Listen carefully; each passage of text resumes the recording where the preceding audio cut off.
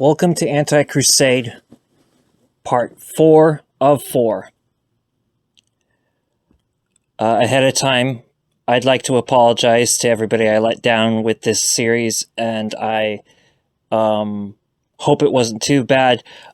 This was very difficult to make. It was a work in progress. I do think that each video was an improvement over the last. As I finish up making this video, it looks like this one is the best out of all 4. The third one was definitely better than the first 2, and I would say even the second one was not as bad as the first, and the first wasn't as bad as it could have been. And, you know, I'm disappointed, but what I suggest is that these 4 videos be used for their purpose. Take notes down. I do everything I can to explain a lot. I do my best to keep it political, even though, you know, my political days are numbered, and believe me, they are. I have unfinished business. I keep all my promises. I will finish all my work. And then I'm going to do what I really do. But I have to do some things that are pressing. I have to finish certain projects. You know, the documentary, which was always referred to as the prize documentary of this channel, Jewish Bundist Diaspora Movement, I directed that. That was my script. Donna Newman was the editor. When I look back at it, you know, I don't want to sound cocky, but I have also realized that too much humility is stupid. At the same time, you know, like, I don't know how to be truthful without people thinking I'm an egotistical person, so I'm just going to have to not give a fuck. With respect to everybody, Donna Newman was very skilled.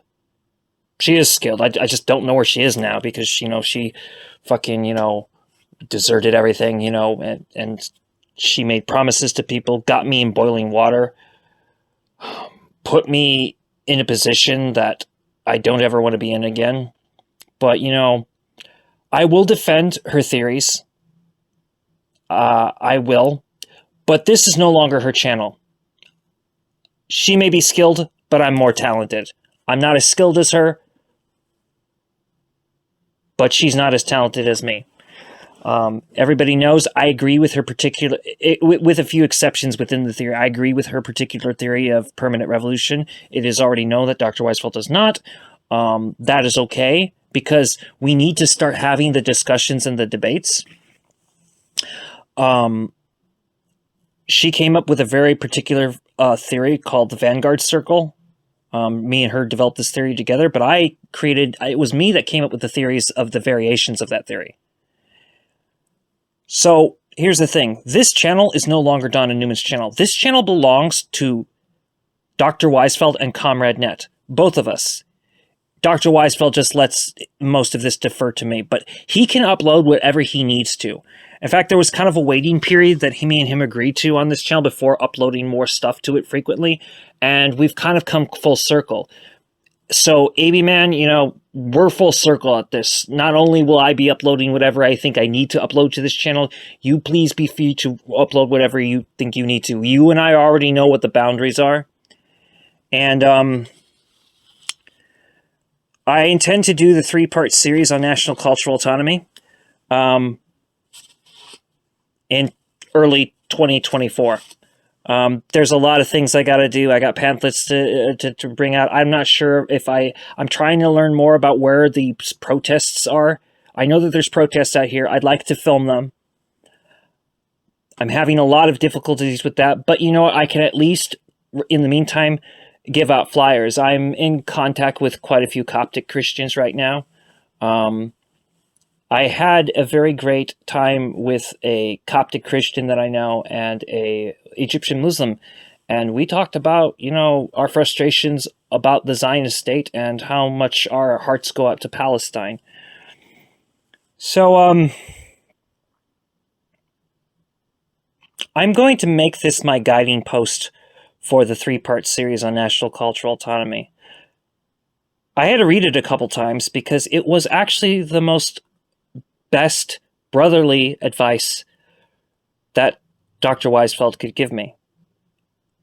he wrote to me, and this was so profound for me that I wrote this down, because this is going to be my guiding light. I'm gonna tack this to the wall as basically a reminder of my own self-discipline. Dr. Weizfeld recently told me, and I quote, "You could do much more better relations by rising to take the use of terms with precision and not in common parlance. Political theory is not a conversation." So, like, if I do political theory videos, I'm going to have to make sure that, that I don't sound like a disc jockey. And I will make sure that political theory videos will be more, done with precision. Parlance is not... common parlance is something that I have consistently indulged in, and it's bit me in the ass officially. I've explained to Dr. Weizfeld why and how, and he understands. I'm not trying to embarrass you, AB men, but for any embarrassments I've done, if I've embarrassed you in any way in this series, I do apologize. I never wanted to talk about May 27, 2019. It still gets me in trouble because I will never say it didn't happen when it happened. But but because it has come out and that information is out, I have to finish unfinished business. And I've seen what the manual will look like. It's going to be in 2 volumes, and I still got to talk to Dr. Weizfeld more about how we're going to get this stuff published. And one of my priorities is finding all the Demarchist literature. I know who to talk to, and I'm talking to those people currently, but they're not very happy, and they're not very happy with me because, they don't have a problem with Jason Unruh, but they're not very happy with my constant fraternizing with communists, you could say. And I don't blame them. They don't mind me talking with the anarchists too much, but they don't like how much I fraternize with them because they have a completely different theory, and that theory is being slandered by people, and I have to rise to the occasion to fix this problem, and I can do that. The manual will quote things from Demarchists, and they are frustrated by this, but they understood the necessity behind it. When I say they, I'm speaking of a lot of people I'm not allowed to name. I will say, however, that Grandma Gypsy hopes that Dr. Weizfeld as well. So, I may have made some mistakes. Obviously, I make mistakes. So, if I've made many mistakes and I've if I've gotten any of the facts wrong concerning my defense of Hamas's situation, I apologize ahead of time. But I do know that they did not behead babies. I don't even think they killed any of the hostages. I'm not sure. Maybe I'm incorrect about that, but I know they didn't behead babies or do all the heinous stuff that they're being accused of. I neither condemn or condone Hamas. I simply and merely understand why they did what they did. They're desperate. I do condemn wholeheartedly Zionism, the State of Israel, and I denounce it on the theological grounds that it is Amalek, and I denounce it on the political grounds that it is a settler colonial project that must be removed. I am for Palestinian liberation and Jewish liberation. I'm for the Jewish diaspora's liberation as a nation, and I'm for the Palestinian indigenous people as a nation. The Jewish nation is a diaspora nation, and it shall ever be a diaspora nation. And the Palestinians will always be the indigenous of the Holy Land. There is a question about these new Hebrews, though, and that's another matter, and I sort of get into that. And I do suggest people read the book Federation of Palestinian and Hebrew Nations by Dr. Abram Weizfeld. So thank you for your time. I'm not going to claim that this video is good. It's more goodish. I hope it's of value. I do suggest, though, by these 4 videos, because they do contain a ton of information, that if you have, a tablet to write on, or a piece of paper, or a packet of paper and a pencil or a pen, that you write down the bits of information. There were things that I said or tried to bring to light in the previous videos that I spent more time in this video explaining in a more smooth manner. So anyway, from the river to the sea, Palestine will be free. Free the Jewish diaspora. Down with the state of Israel. Down with Amalek. Down with settler colonialism. Down with Americanism. Down with the United States of America. Long live justice. Long live liberation. Free Palestine. Free the Jewish diaspora. Down with Zionism. Down with Americanism. Down with all the capitalist ventures. And I will leave you now with a TRT World video which came out on October 16, 2023. Jewish American, and I can't stand for what's happening right now in Gaza. There's over 2 million people trapped in concentration camps. Israel needs to set them free. Globally, we are not okay with the ethnic cleansing of the people of Palestine. And the United States is complicit in this genocide. I am so ashamed of my government. Hundreds of Jewish Americans demonstrated in front of the White House to protest against what they call a genocide in Gaza. Not in our name! Not in our name! We are coming here to march to the White House to demand that President Biden put a stop to this violence, call for an immediate ceasefire. Ceasefire now! Ceasefire now! Ceasefire! We are also here to say all of our grief is not an excuse for genocide. The US president has yet to call for a ceasefire despite Israeli bombardment killing thousands in Gaza. He has disgraced us. He has allowed our weapons to be used to kill the innocent in thousands. Joe Biden, stop funding genocide in my name. During an interview with CBS on the 15th of October, President Biden said that Israel had to respond and that the US would provide everything they need. You have to see the faces of the children, the men and the women, people. There is no justification for hurting unarmed people. There's no justification for hurting children. There's no justification for the occupation. It has to end. This has to stop. I want more American citizens to wake up and get out here. Boycott the United States. Boycott Israel. I grew up brainwashed as a Zionist. I didn't even realize that Palestinians were real people until a few years ago. But they are real people, and they deserve to be free.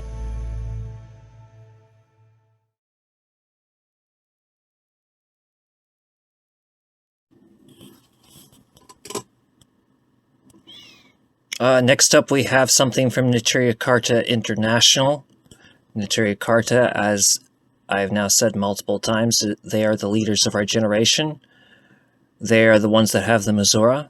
They do speak for the Jewish religion, and that means to some degree or another, to all of us who are Jewish, they do speak for us. The only question we could say as Bundists is to what degree.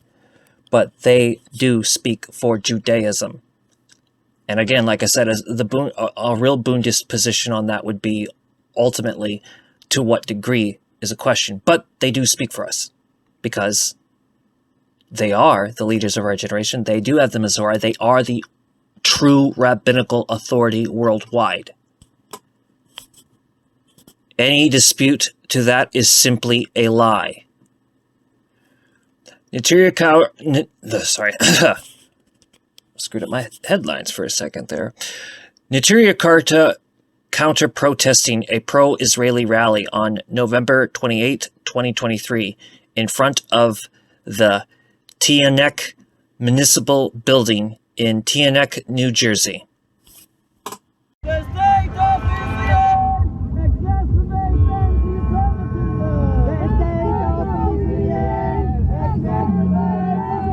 The state of Israel exacerbates anti-Semitism. The state of Israel exacerbates anti-Semitism. The state of Israel exacerbates anti-Semitism.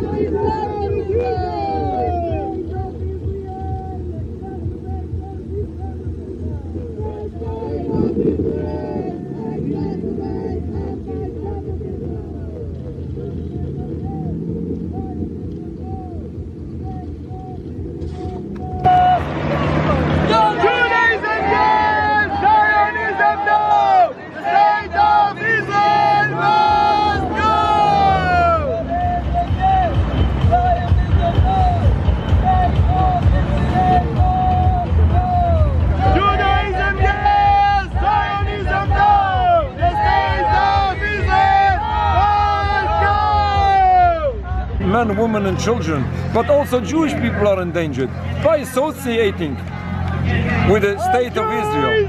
Those people are exacerbating anti-Semitism. They are supporting bloodshed. They are supporting crimes. They are supporting a rebellion against God. And they are supporting a disaster for humanity, including a disaster for the Jewish people. We have to realize that the state of Israel is not the solution. The state of Israel is the main cause of this anti-Semitism, this hatred towards Jews going on for so long. What we are witnessing today, when we are seeing that Jewish people are facing hatred, we have to realize where this comes from. When we see an October 7th event, when we see to the present day that Jewish people are threatened, Jewish people are in danger, we have to realize and understand where all of this comes from. What is the root cause? The root cause of what is happening is not the difference of religions between Jews and Muslims. We had differences of religion for the longest time, and we lived in peace. It is the occupation of Palestine, it's the movement of Zionism even before 1948, which is causing this rift, which is causing this mistrust, which is causing this unfortunate situation that we are facing already for the past decades. In order to see a better future, we should drop the Israeli flag. We should disassociate ourselves with crimes. We should proclaim that Jewish people are not accountable to all what Israel is doing. Let us proclaim and condemn all those crimes committed by Israel, supposedly in the name of all Jews, being committed against the Palestinian people. We have to stop this brutal occupation, this unjust occupation, this anti-Jewish occupation. We have to stop this in its entirety in order to see a better future, to see safety and security for all. Certainly we have to stop this occupation in order to bring justice to the oppressed people of Palestine and to bring safety and security for the Jewish people. Thank you.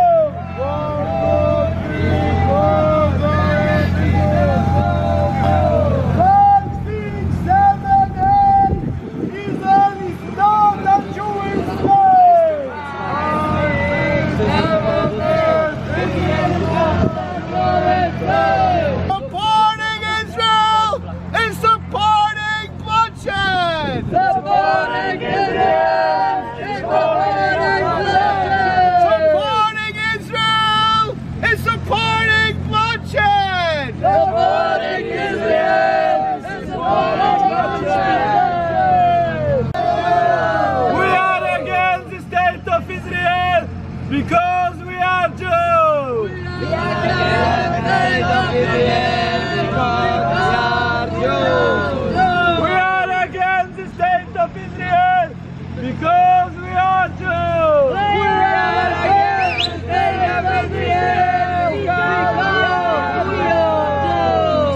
Israel supports anti-Semitism! Israel supports anti-Semitism! Israel supports anti-Semitism!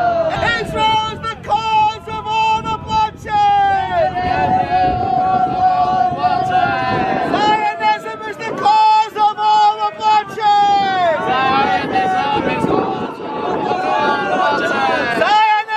is the cause of all the bloodshed! Zionism supports terrorism! Israel supports terrorism!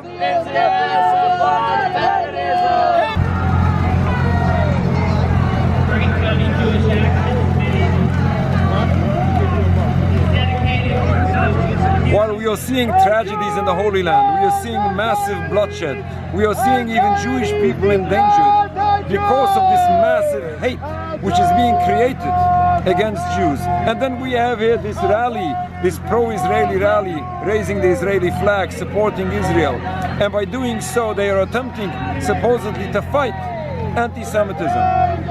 God forbid what is happening here. Jewish people are in danger. In addition to this massive genocide, this murder of innocent. Judaism, yes! Zionism, no! The state of Israel must go! Judaism, yes! Zionism, no! The state of Israel must go!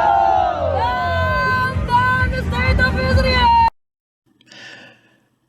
And next we have a video from Democracy Now!, which came out on November 21st, 2023. This news is funded by viewers like you. Please support our work at democracynow.org/give.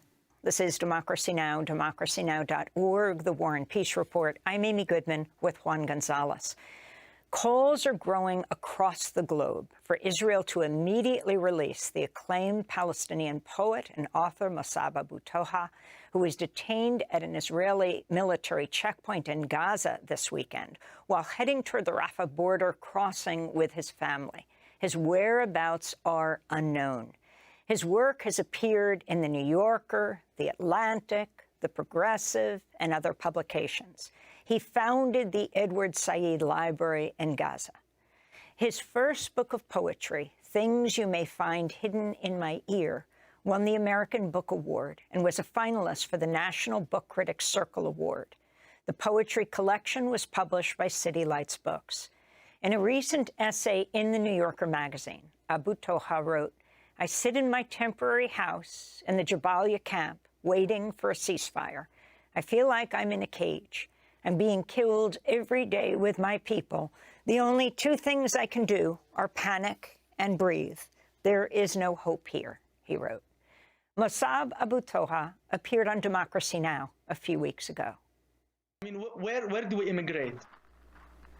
We were born on this land. My parents were born on this land. My grandparents were born on this land. My great-grandparents were born here. But if you ask anyone in Israel, most of them would tell you that their grandparents were born somewhere else. And even, I only have a Palestinian passport, which is really not very helpful when I leave Gaza, if I could leave Gaza. So where do we go?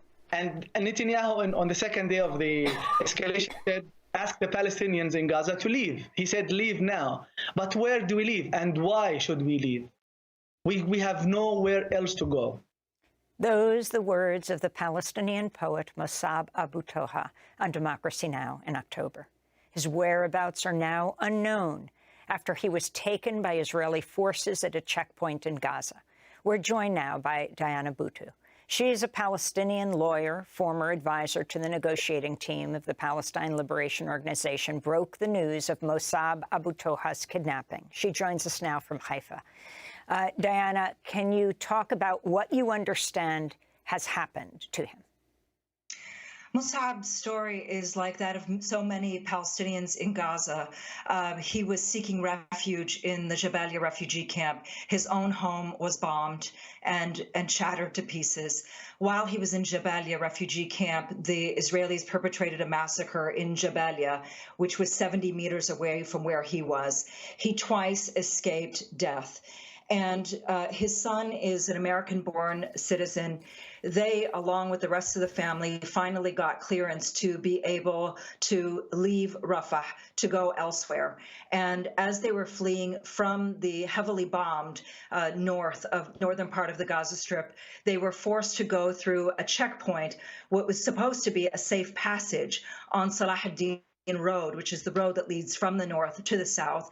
At that checkpoint, at that military area, he, along with hundreds of other people, were forced to raise their hands. He was forced to put his son down on the ground, his young son, 3 years old, raise his hands in the air. And he and hundreds of others, men and women, this has been confirmed by his wife, were then abducted. They weren't arrested, they were abducted, kidnapped by the Israeli army, with everybody else told to continue on. His family is not in Rafah. They are still trying to get to the south. It is near impossible to get to the south, and his family still has not heard from him. They have no idea of his whereabouts. We've checked everywhere with the ICRC, with representatives of Congress, with the State Department, and nobody has been able to provide us with even the simplest of answers in terms of where he is, why he's been abducted, what conditions he's being held under, and when it is that he will be released. And this is why so many are pushing and demanding not only for Mus'ab's release, but for the release of the hundreds of Palestinians that Israel has abducted over the course of the past 7 weeks. I'm wondering, you've commented in the past on the extent to which Israel has been disseminating false information about the war. Could you elaborate on what's been the effects of that? Well, the effect has been that we now see that commercial media are looking and examining the tiny little minutia of disinformation that Israel is putting out, but they seem to ignore the bigger picture. And the bigger picture is that Israel is bombing a 2.2 million populated refugee camp. Half of them are children. And we just keep hearing one piece of disinformation after another. We've heard them talk about the legality of bombing hospitals, when anybody who has any sense of morality or notion of what's legal, what's right, knows that you can't bomb a hospital.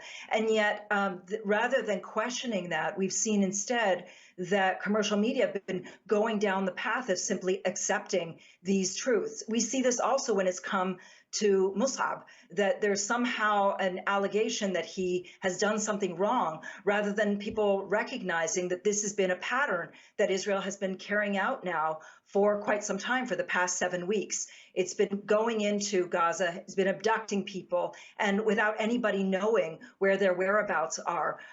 We've seen this happen with Palestinian workers who had permits to be inside Israel, who were then not only abducted, but beaten with their torture broadcast and put up on TikTok and on Instagram. And of course, nobody even questioning the legality, the morality of doing any of those sorts of things. So the problem has been that they've gone down the path of somehow accepting the disinformation rather than questioning it, and rather than questioning this big picture of Israel, of the legality of Israel bombing a large refugee camp. The only reason that they're refugees is because Israel made them into refugees in the first place. Can you explain more about how you're trying to get information and attention to Mus'ab's case right now? I mean, word is that Israel and Hamas are close to a hostage release agreement. Does this fit into that? Why is it so difficult to deal with Israel and Palestine right now? How are you able to communicate with both?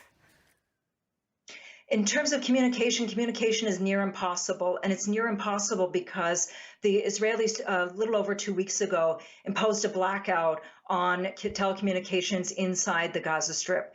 And not only was there a blackout imposed, but it's also been impossible for roaming to be working. So of the times that I'm able to reach friends, very dear friends who are in the Gaza Strip, it usually takes about the entire day to reach 1 or 2 friends. Communication is near impossible. And so in terms of getting the story of Mus'ab out, it's been really just trying to connect with his family, in particular his wife, getting information, and then trying to spread it as wide as possible to friends, people who know him, who've worked with him, his publisher, the people who have published him in the past, not just his book publisher, but others, and trying to get that information going so that people recognize that it isn't just the story of Mus'ab, but it's the story of thousands of other Palestinians as well, and indeed millions of Palestinians who are now trapped inside the Gaza Strip. It has become near impossible, Amy, to reach people in Gaza, and it's become near impossible for them to even be able to reach the most basic things like to contact an ambulance once there is an Israeli bomb, to be able to contact people to remove the rubble, to be able to get to the hospital. All of this has been done under the cover of darkness, and the fact, and yet at the same time we're watching this live, and the fact that nobody is doing anything about it speaks volumes. I want to go back to Mossab Abu Toha speaking on Democracy Now! Just a few weeks ago. Last night, my son, who is 3 years old, was sleeping, and there was that bombing in the area. And he woke up and he said, "Who did that?" And he said, "Let it stop." I mean, that was the first time he was asking me to do that, as if I was responsible for the bombing. So I have nothing to do as a father. I have nothing to do as a neighbor or as a son. We are helpless here. We have been helpless all our lives, while the United States, unfortunately, is always stepping in to support Israel. The words of the Palestinian poet and author Mossab Abu Toha speaking on Democracy Now! A few weeks ago. To see the whole interview, go to democracynow.org. Democracy Now! Is funded by viewers like you. Please give today at democracynow.org/give. And now we have another video from Democracy Now! This one also came out on November 21st, 2023. This news is funded by viewers like you. Please support our work at democracynow.org/give. It's been another devastating 24 hours in Gaza and southern Lebanon for journalists covering the 46-day Israeli bombardment. The Beirut-based TV channel El Mayadeen has just announced 2 of its journalists were killed today in an Israeli airstrike in southern Lebanon. The network says correspondent Farah Omar and camera operator Rabi al-Mamadi were deliberately targeted by an Israeli warplane after reporting on Israel's latest bombardment of South Lebanon. Meanwhile, in northern Gaza, Ayat Khadura, a 27-year-old digital content and podcast presenter, has been reportedly killed along with her family in an Israeli airstrike. This is Ayat's one of her last video reports. This may be the last video for me. Today, the occupation dropped phosphorus bombs on the Beit Lahia project area and scary sound bombs and threw evacuation notices in the area. And of course, almost the entire area has evacuated. Everyone started running madly in the streets.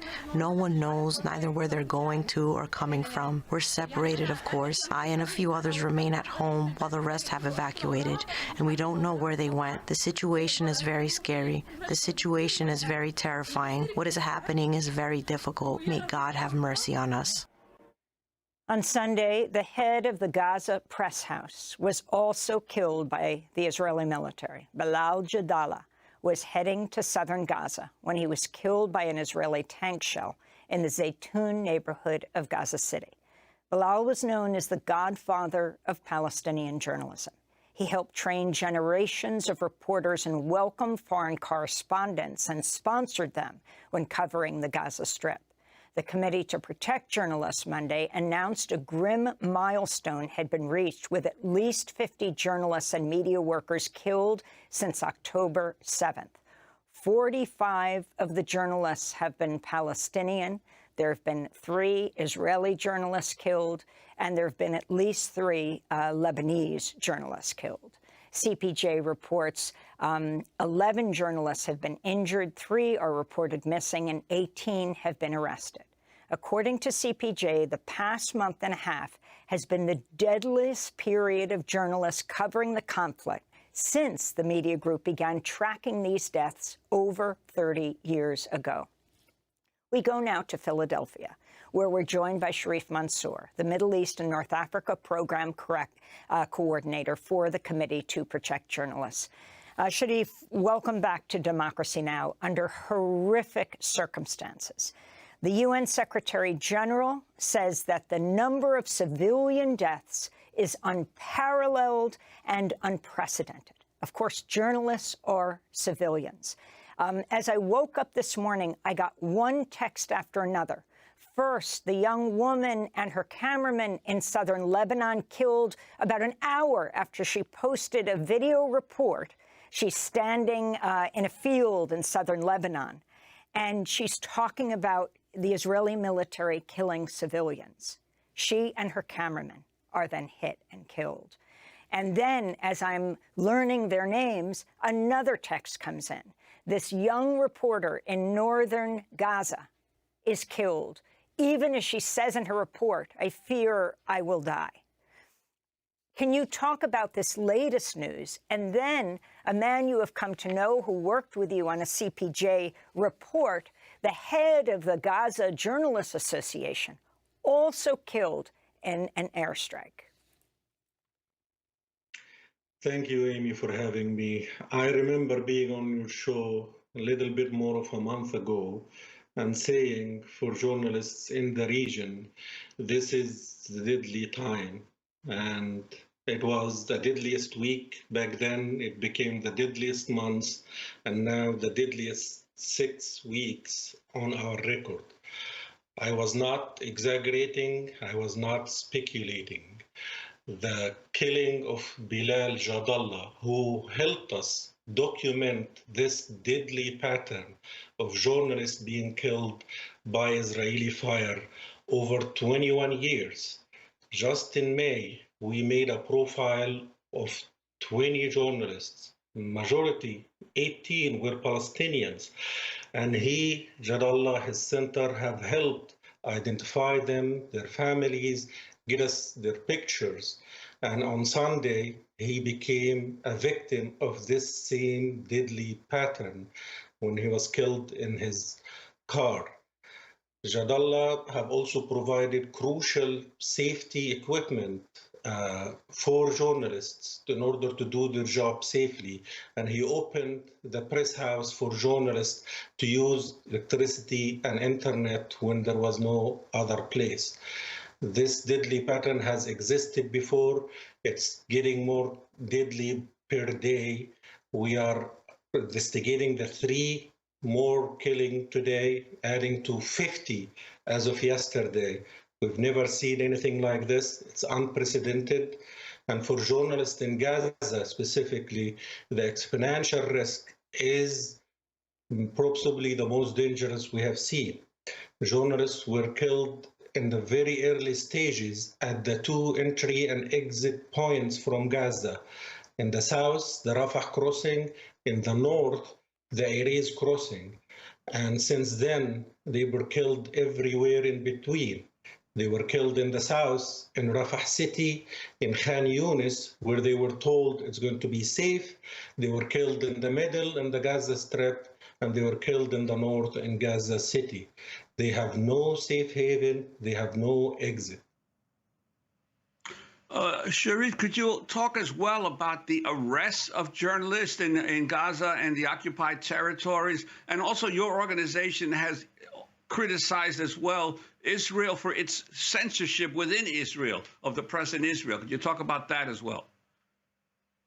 We have documented separately from the casualties list, which includes journalists going missing, injured, the escalation of arrests. As of yesterday, 18 Palestinian journalists from the West Bank were arrested.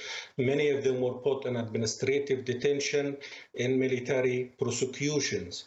In addition, dozens of cases of censorship, direct censorship, cyber attacks, physical assaults, obstruction from coverage within the West Bank and within Israel. In Israel, an emergency legislation has now given the government for the first time the unprecedented power of shutting down international media organizations, including acting on Al Mayadeen, which 2 of journalists were killed today in Lebanon, banning them in Israel, and allowing the government also to jail even Israeli journalists for up to a year under suspicious and these accusations of harming national morale and harming national security. Also, here in the United States, we are getting much coverage on the commercial media of the war, of the Israeli war in Gaza, but it's all of U.S. journalists that are basically based in Israel. And there are no U.S. journalists that I've seen that are actually in Gaza. And those who do go in only go in with the Israeli army and under the condition that Israel must review all of their videotape beforehand and approve it before it can go out. I'm wondering your sense of how the American people, what kind of story they're getting as a result of these conditions. Well, these conditions put local Palestinian photojournalists and freelancers at the most risk. They are the ones on the front lines. We have seen a dwindling number of international media and international journalists within Gaza over the years because of the risks involved. And right now, the Palestinian journalists are bearing the brunt of this risk and this heavy toll. Of course, these casualties, the censorship, is also coupled with communication blackouts to date since the start of the war that makes this more of a news blackout, not just communication blackout. And of course, that denies journalists a voice. It also denies people in the region and worldwide of essential media coverage, life-saving information for 2 million Palestinians who are struggling to find food, clean water, and shelter right now, but millions and hundreds of millions all over the world who are following this heartbreaking conflict and try to understand it, including in the U.S. So as Juan said, Sharif, you have the Israeli military says they cannot guarantee the lives of journalists that go into Gaza. In early November, I'm just thinking back to a few weeks ago, the Palestine News Agency reported that their journalist, Mohammed Abu Hattab, was killed in an Israeli strike on his home in southern Gaza Strip, along with 11 members of his family, including his wife, son, and brother. His colleague, journalist Salman al-Bashir, burst into tears during a live broadcast upon learning of Abu Hattab's killing.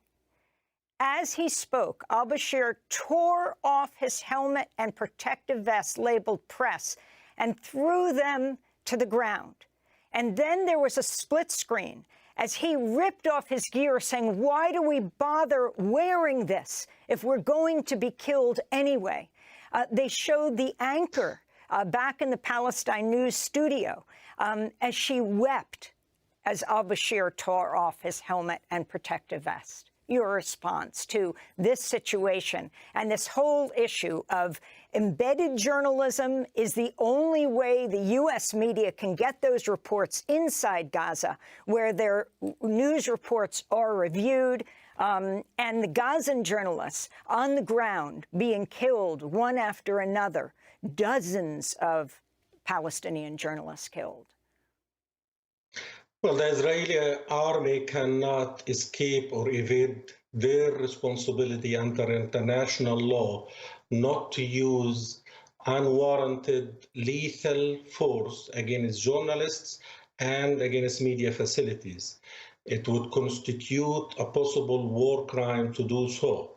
We have raised directly with Israeli officials the need for them to reform the rules of engagement, to respect press insignia, and to ensure there are safeguards, checks when civilians and journalists are around.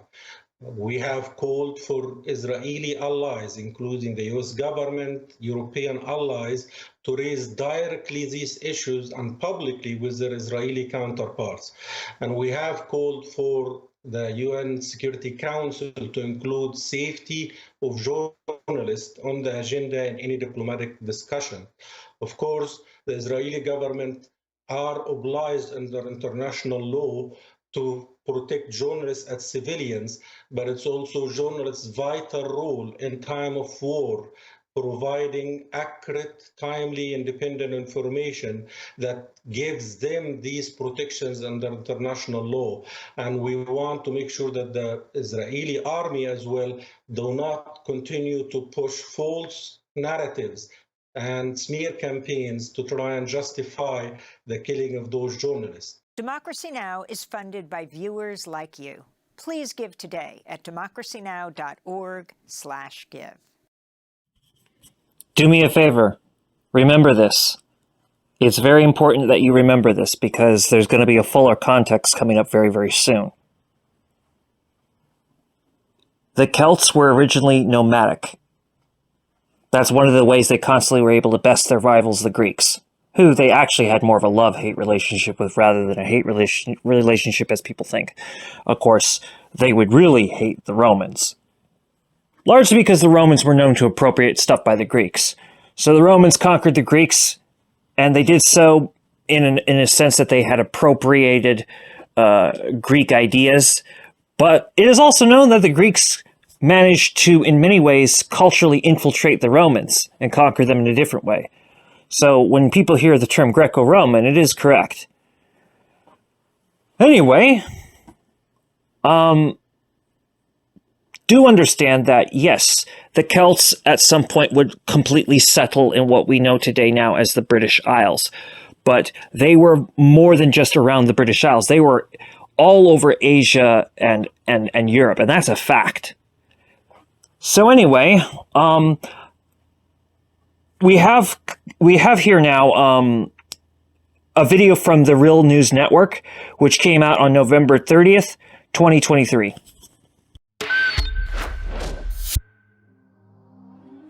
As Israel continues to subject besieged Gaza to a brutal bombing campaign, variously described as war crimes, ethnic cleansing, and genocide, Western governments have lined up in support of Israel, whilst attempting to dampen solidarity with Palestine. No country, though, seems to have aligned itself as unequivocally with Israel than Germany. On the streets of Berlin, a city famous for its anything-goes attitude, this unwavering support of Israel has translated into harsh and unprecedented police repression. Zonenali, a street in the predominantly Arab and Turkish neighbourhood of Neukölln, is known by the Arab community as Shari' al-Arab, or Arab Street. And the Zonenali is the street where, with all the Arab shops and Arab people and migrants in general, they are very... this is also Hermannplatz. Zaid Abdel Nasser is the coordinator of the Germany chapter of Samidun, an international solidarity network for Palestinian prisoners. He's also a Palestinian refugee and resident in Germany since 2015. I would say in every demonstration and every event that happened for Palestine in Berlin, ever since the 7th of October, in every event there was an incident, at least one, where the police attacked the demonstration and hit people and assaulted them and arrested at least a couple of people. Some of the harshest repressions took place last week, happened here, and they closed that street and they blockaded it with tens of police vans and police officers, hundreds of police officers were roaming the street here, and they built some sort of desk to process the people. One of the people processed at these desks was sociologist and activist Matanya, who says she was walking home when she was arrested. They just drove me 2 blocks and dropped me off over there in this street on Hermannplatz, where they created a pop-up police station. They really put down tables and everything because they were arresting so many people that day. And there was a line with people, maybe 100 people, women, men, 10-year-old kids. After me, a 10-year-old boy got arrested, worked to the floor, sat on his neck. He was standing behind me in line over there. In a video that quickly went viral, Matanya is seen being arrested by police. I'm arrested because I said free Palestine. On that day, there were 2 protests scheduled here in Neukölln that were banned immediately. Those protests were on 2 different squares here in the neighborhood. I was just there on the sideline, watching other people getting kettled and arrested. And then actually I was on my way home to where I live, and passing over Zonenallee, there were a lot of people, and some people said free Palestine. I chanted free Palestine twice while walking home on a street where there was no demonstration planned. And I sat down at a table, and 2 seconds later, 5 police cops ran at me and they said, "You're arrested." Of course, the police are acting on orders from higher up. Es ist mir wichtig, dies hier heute in Israel in dieser schwierigen Situation deutlich zu sagen. Die deutsche Geschichte, unsere aus dem Holocaust erwachsene Verantwortung macht es uns zu unserer Aufgabe, für die Existenz und die Sicherheit des Staates Israel einzustehen.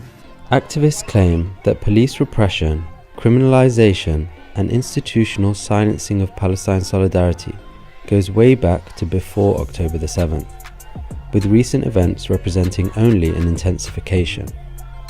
Nevertheless, the drive by many in Germany to express solidarity, to mourn, to protest against occupation and genocide seems not only to persist, but to grow.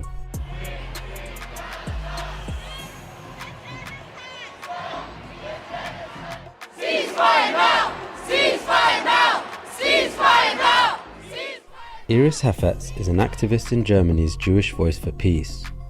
On October 14th, she was arrested and detained for holding a sign in public reading, "As a Jew and Israeli, stop the genocide in Gaza." Iris Hefetz von der jüdischen Stimme verhaftet. Die Polizei Berlin verhaftet Iris Hefetz auf dem Hermannplatz.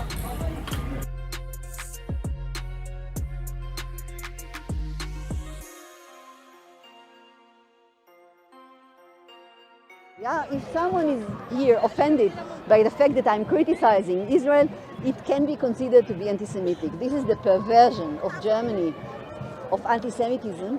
And we see now, of course, that it's a big problem, because if everything is anti-Semitism, then nothing is anti-Semitism. Of course, anti-Semitism exists, but Palestinians and Arabs still have the right to go on their streets, show their support for the people, mourn also, and this has been completely, since 1 month, forbidden in the name of anti-Semitism, which is actually racism against Arabs and Muslims within Germany, who is a huge part of the population also.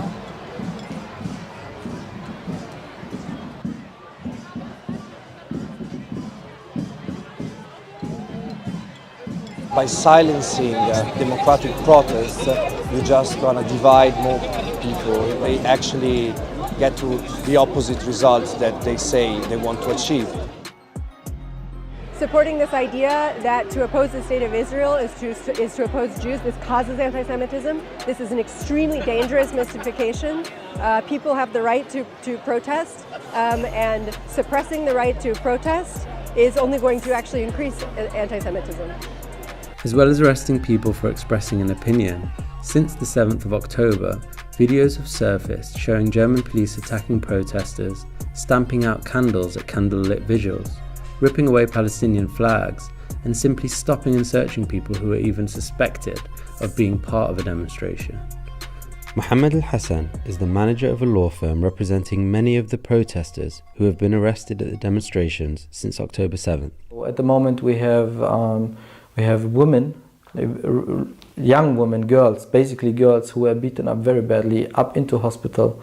So they have black eyes, we have broken bones, we have broken ribs. So people were completely beaten up, and we have to say that some people were even beaten up after they were taken into the police cars. So they were handcuffed already, and they totally got beaten up. And we are filing cases against the police as well. The police, I never feel safe when the police are nearby. And I don't think that they're here to protect us. They're here to enforce the German state's perception of Palestine as an anti-Semitic cause, and it's outrageous and dangerous.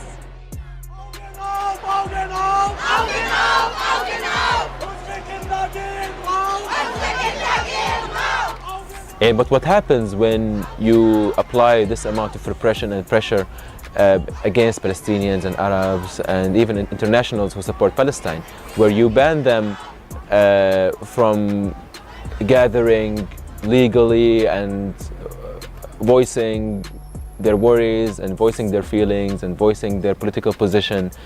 What this resulted in is that the street at some point refused this repression. So like, even in a sense of, if I were the state and I was concerned about my inner security, it is very dangerous to alienate hundreds of thousands of people in this very brash and very repressive way. And if anything, it does show that fascism never left Germany. Fascism is still alive and well in Germany.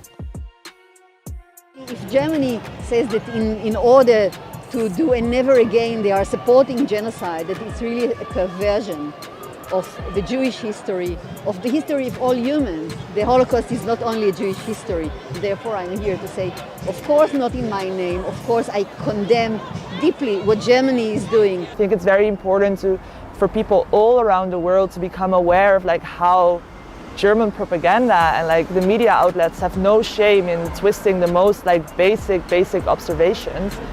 One of Germany's largest media corporations and one of the largest media publishers in Europe, Axel Springer, outlines its core values on its website.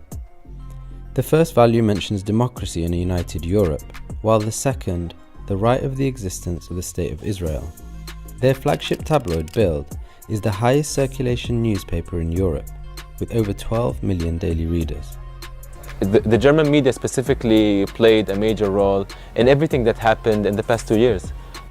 Bild has not only targeted the Samidun network, but Zaid personally. A couple of weeks ago, Samidun, Palestinian Prisoners Solidarity Network, was banned by Olaf Scholz. And suddenly Samidun is this devil in Germany. And my picture was put on the Bild as Chef der Judenhass, like the leader of Jew hatred. This is an invitation to harm. This is an invitation to attack me, like physically hurt me. And for what? Yani, what do we do in Germany? We go to the street, we organize public events where we speak about Palestine and the prisoners. It is very normal political work. Nevertheless, the German government continues to clamp down on Palestine solidarity, with some politicians now even openly calling for deportation on grounds of anti-Semitism. For Zaid, these threats have become a reality as he struggles to retain his refugee status and fights possible deportation.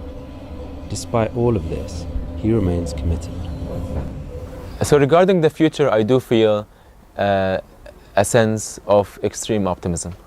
What we're seeing on the street, where people are refusing the repression by the state, they see that this German police is not too different than the police they see on TV in occupied Palestine, that is hitting and repressing people.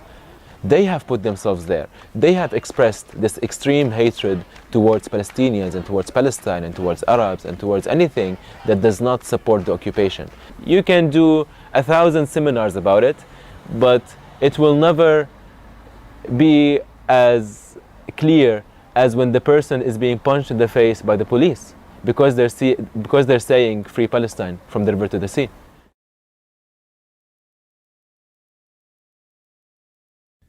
Thank you so much for watching the Real News Network, where we lift up the voices, stories, and struggles that you care about most. And we need your help to keep doing this work, so please tap your screen now, subscribe, and donate to the Real News Network. Solidarity forever. So I'm very disappointed with Anti-Crusade Part 1 of 4.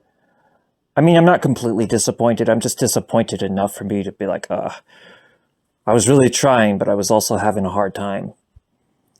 I get the message across, but sometimes my words get scrambled. Similar things happened with Anti-Crusade Part 2 of 4. Not as bad, but it's still there. There seems to have been improvement with Anti-Crusade Part 3 of 4. I have now watched these 3, and so I want to get it right this time. So if I fuck it up, it's completely my fault. So I have these notes to keep myself on track with the subject at hand. So this is a complete recap here, okay? But you know, I noticed, you know, that I'd mentioned Zoroastrianism being the mother of Islam, but not actually explaining that. So, like, I'm going to get into this now. But first, before I get into any of that, I need to give a basic history lesson. So, remember, you have to separate Judean supremacy, Jewish supremacy, and Zionism. They are not the same. And even if you believe in theological context that Judean supremacy at the time when it was done was necessary, that same logic actually renders a furthering of that to be heretical. because, you know, there are a lot of people, and to some extent, myself included, that believe that Ezra was justified in what he did. I only say to some extent, because one of the mistakes I think people make is they were like, okay, well, these texts are older, therefore they're more valid. Except that if you know anything about the prophets, the Nevi'im, most of them, which are coming from the Judean school of thought, not the Samaritan school of thought, much of what's written there is a retrospective take on why the first exile, of the Judean, of Judah and, Benjamin and their Levites, why that happened. So like archaeology, and I am one of the people that believes this. I believe archaeology is a sin. I don't, and just to be clear, not everybody agrees with me on that. I'm in that particular instance, I'm definitely speaking particularly for myself. But, it's commonplace in a lot of Orthodox Jews to believe, or a lot of Orthodox, I said Jews instead of Jewry. See, it's hard for me to keep up with that. I mean, I agree with that policy, but that policy is difficult for me because it's not how I normally speak. And I try to speak more how I normally speak here, but I gotta still keep the policies that are correct for this channel. Donna Newman was not wrong about everything, so. Anyway, a lot of Orthodox Jewry completely oppose archaeology, myself included. However, what's different about me is if something is learned from archaeology, it's not always wrong to benefit from what's been discovered. So archaeology shows that the ancient Israelites often worshipped Yehud. That's, by the way, a kosher way of saying the Tetragrammaton. They worshipped Yehud, but they also worshipped his Ashriah. Scripture would later make the Ashriah into Ashtoreth, which is connected to the concept of Ashtor and Ishtar and Astarte, because, we're talking about Mesopotamia here. But from the beginning, Judaism took Canaanite and and Phoenician deities and said, these deities don't exist, there's only one deity. Now, mind you, Judaism never actually said that there weren't many gods. The concept of the gods is that the gods are not divine. If you get into ancient Judaism, the gods are not divine. And I actually subscribe to that myself. The gods are not divine. The divine is divine, which is one of the reasons why I don't really like to say God. I'll say theity, or I'll say the divine, Hashem, Adoshem, what have you. But many would look back in the captivity of Babylon, or more accurately, Chaldea, and they would conclude that the acknowledgement of the Asherah, the Yehud's Asherah was a problem. Also, Baal worship, and there was Baal worship. The scriptures record such, and this is a part, conclusion why the exile had happened. And that's the basic theology. So, one thing that should be understood about how religion actually operates, having the oldest text doesn't make it more correct, and having the newest text doesn't make it correct. What makes it correct is the foundation of its thesis of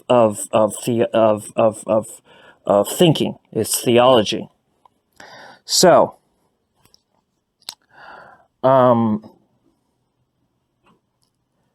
ultimately, however, if you know about the word Elohim is completely intersect. It's dual gendered.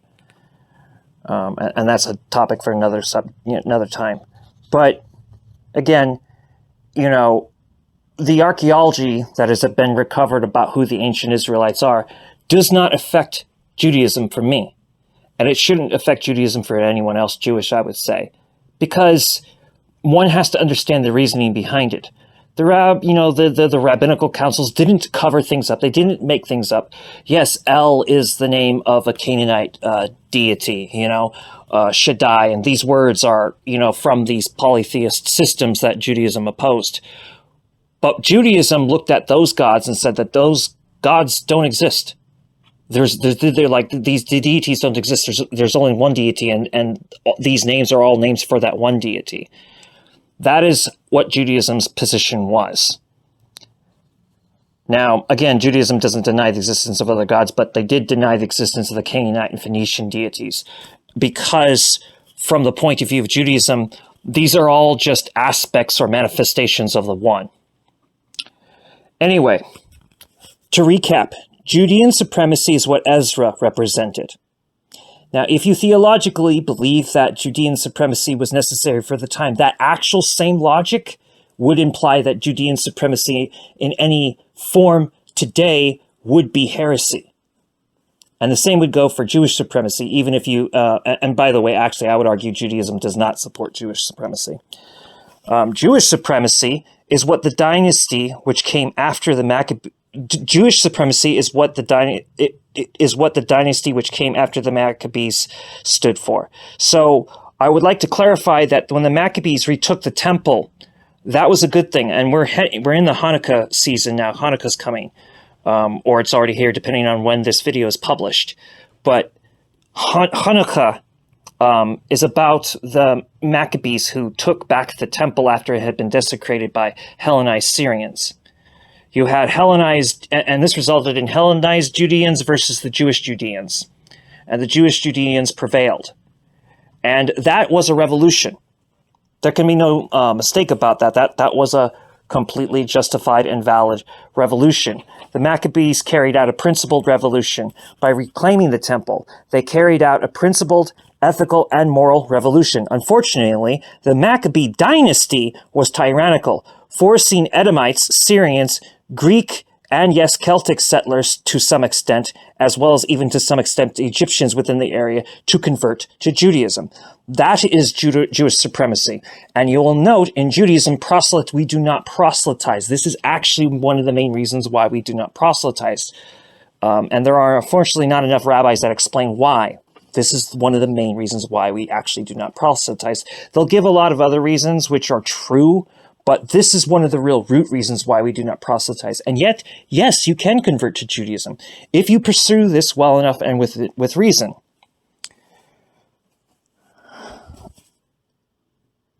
So, Jewish supremacy was basically what the dynasty created by the Maccabees carried out. The Maccabees, their revolution, justified because Judaism was reclaimed by the people, and it was a people's revolution.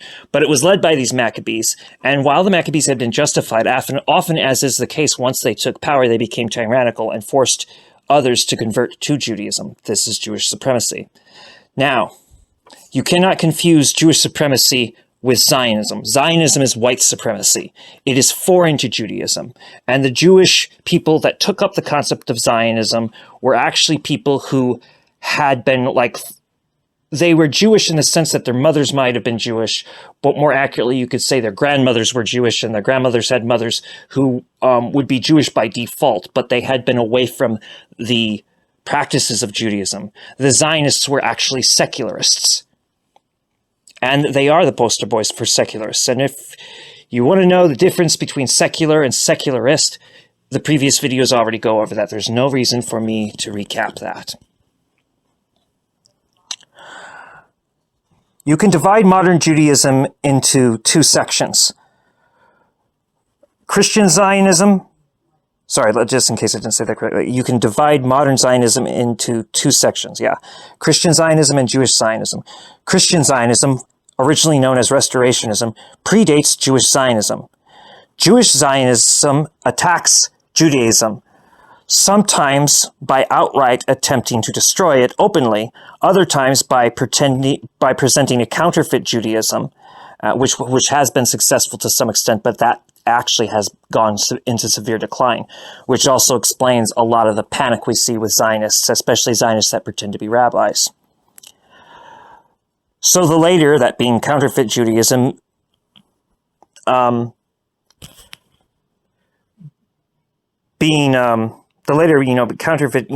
counterfeit Judaism, being more common, than outright attacking it. And that's kind of funny because there's different stages that this went through. Originally, outright trying to destroy it was popular. That started to really fall apart because, Jewish people do want Judaism, because that's part of what being Jewish really is.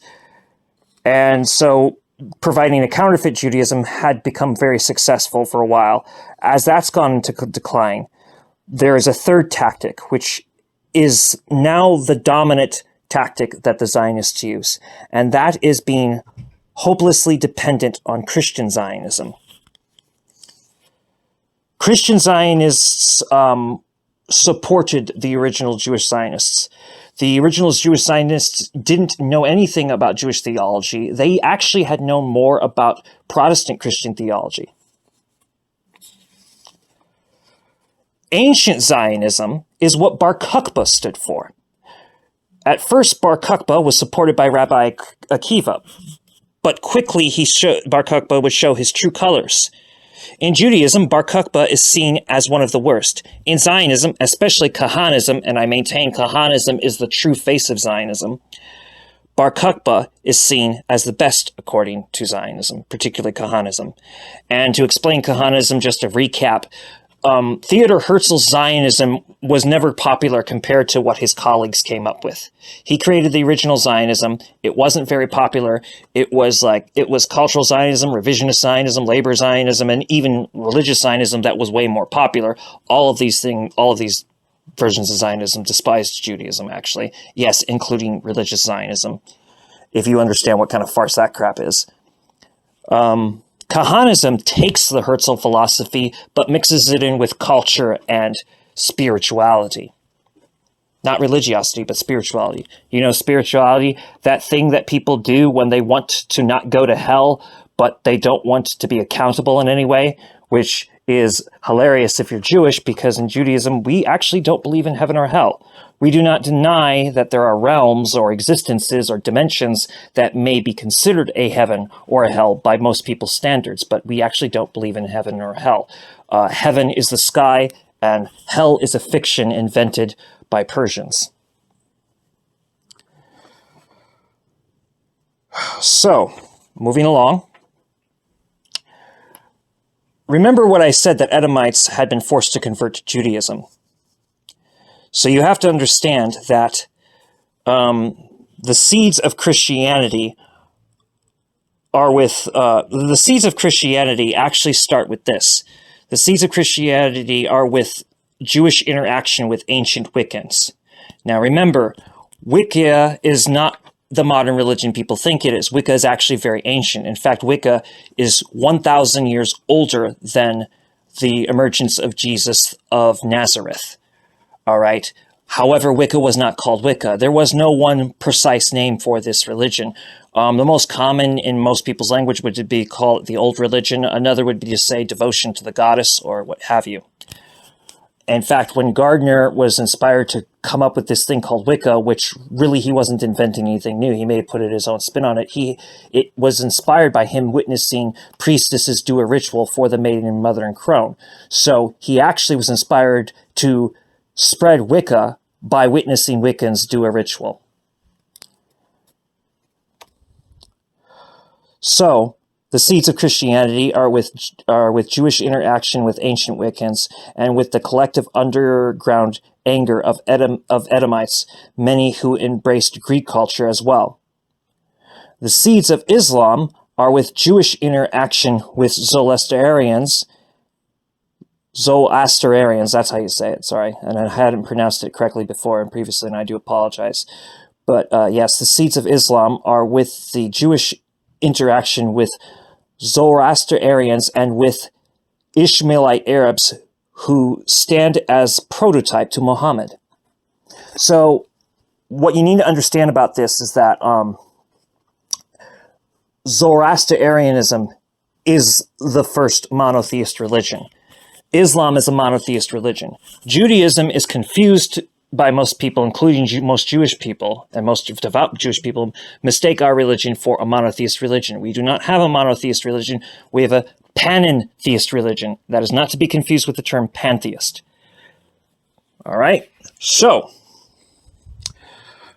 Zoroastrianism is monotheist. Islam is monotheist.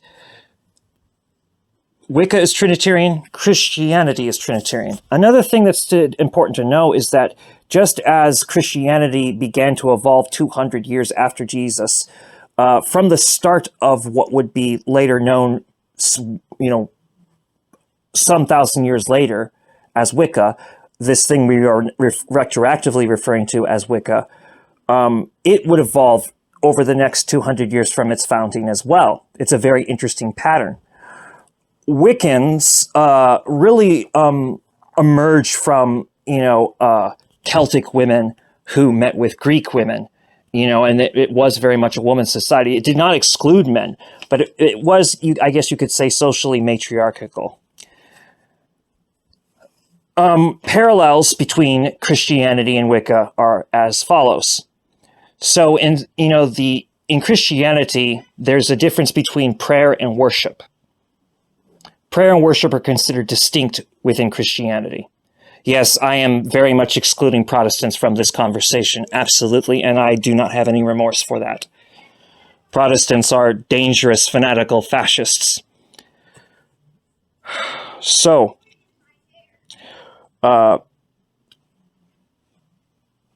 with Christianity, you have the Father, Son, Holy Spirit. You also have Mother Mary, and you have the saints. They pray to the saints. Wiccans pray to Norse and Celtic gods and goddesses, all right? But they worship the goddess. And instead of Mother Mary, they have the horned god, or the horned god, in Greek he'd be called Pan, sometimes called Lucian, other times called Heron. If you actually know about English cultural folklore, there's Heron, but that Heron character, is actually Pan. Sometimes Pan or Lucian has the goat horns. Sometimes he has bull horns. Sometimes he has antlers instead. But this is the basic concept of the horned Lord. So you have Mother Mary for the Christians. You have Lord Pan for the Wiccans. You have Maiden, Mother, and Crone for the Wiccans. You have Father, Son, and Holy Spirit for the Christians. You have the saints for the Christians, and you have the Norse gods and goddesses for the Wiccans.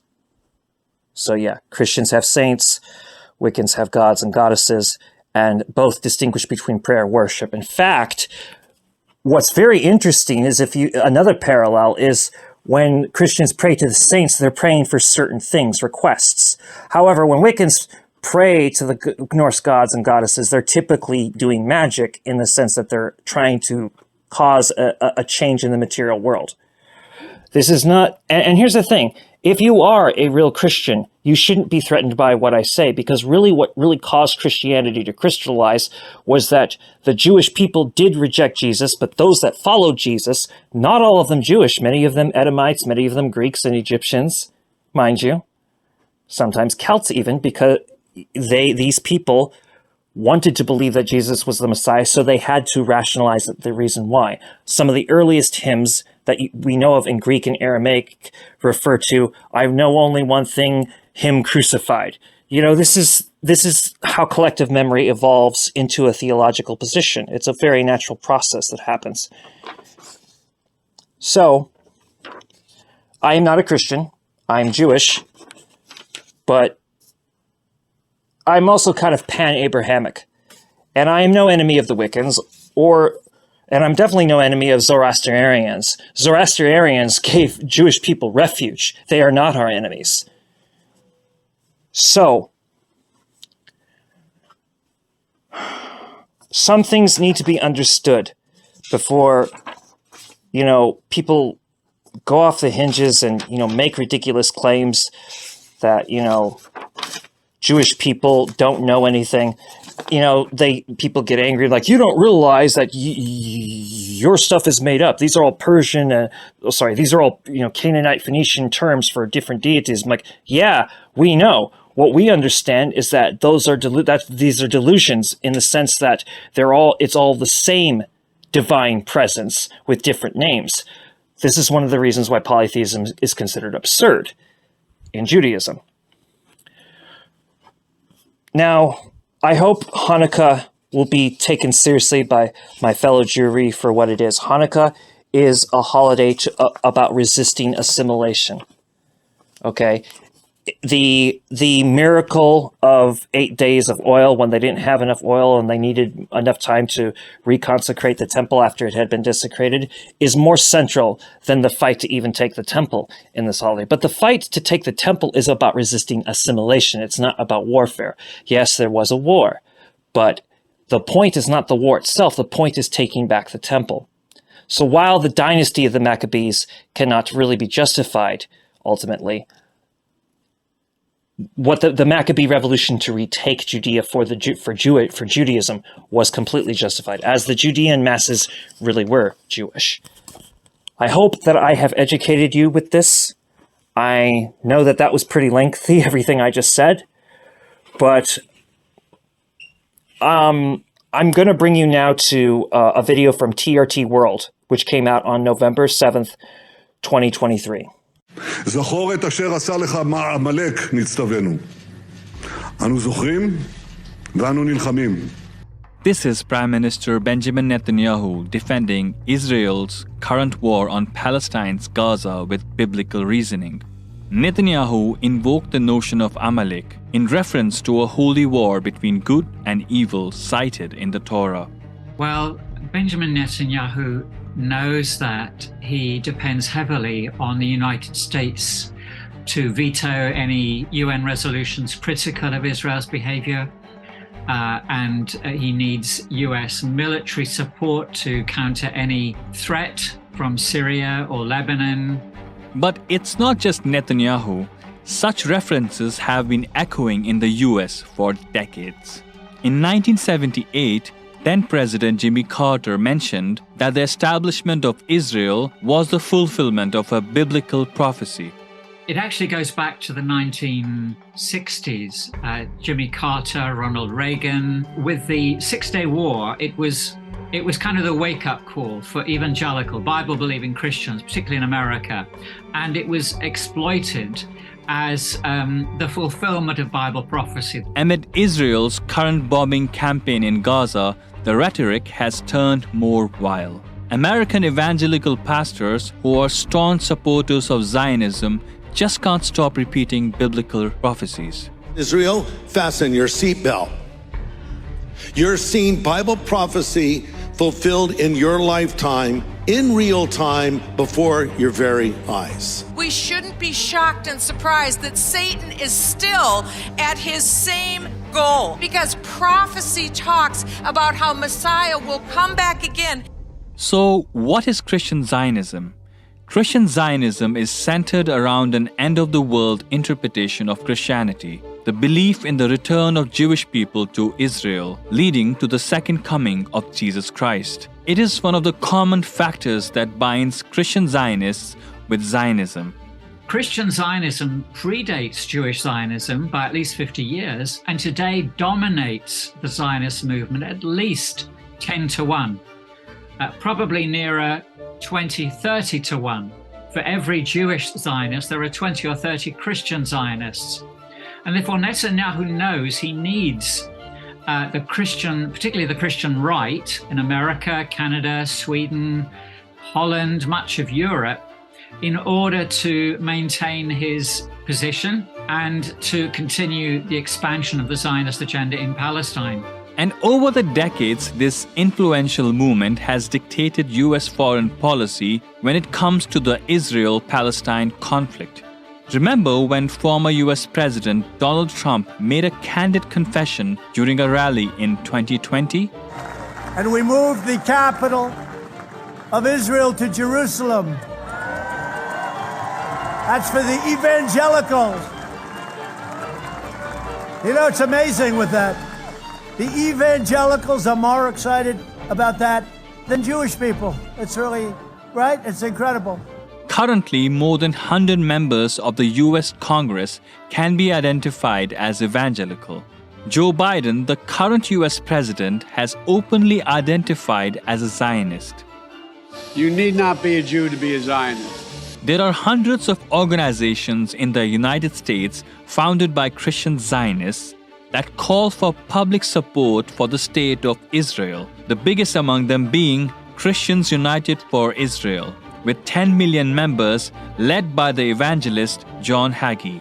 God is getting ready to defend Israel in such a supernatural way. It's going to take the breath out of the lungs of the dictators on planet Earth. Evangelical support for Israel does not just stop at political lobbying, influencing foreign policy, and mobilizing public opinion, but also fundraising and organizing tours of the occupied West Bank, including funding settlements in the occupied territories, which are illegal under international law. Evangelicals also oppose the two-state solution, believing that dividing the land will incur God's disfavor. It's Israel's strategy in the occupied territories and in Gaza. It is to depopulate them and steal more and more land. And if you believe that there's going to be a war of Armageddon, that we are on God's side, Israel's on God's side, and anyone who opposes us is on the enemy's side. And this bias is reflected in the polls, where a majority of Americans are supporting Israel over Palestinians amid the current conflict. So there is absolutely no justification for the killing of civilians, for genocide, for the kind of saturation bombing we're seeing in Gaza at the moment. And Netanyahu knows that. And so he's pulling out of scripture a verse here, a verse there, to try and placate his main constituency, which is the Christian Zionist movement.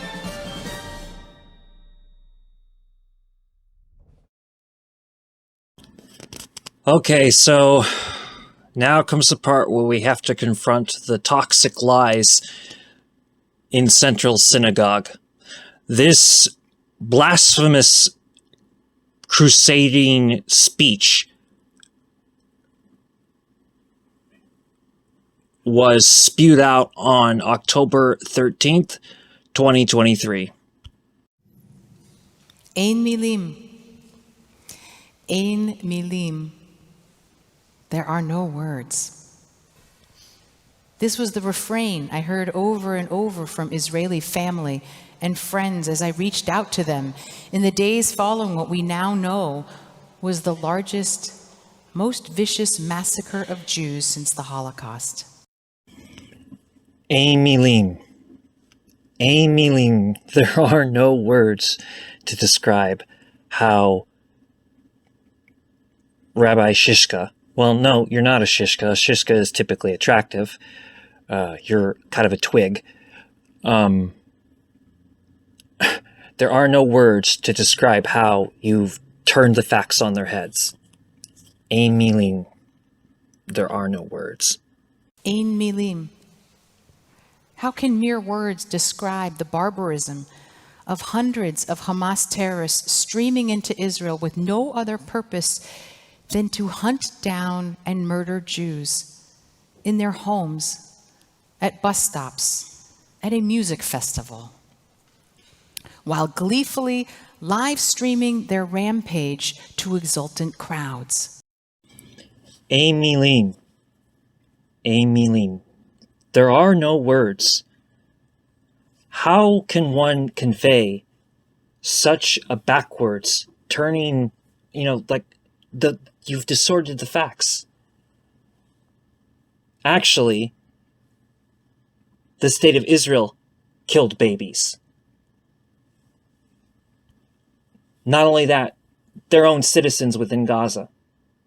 The oldest church building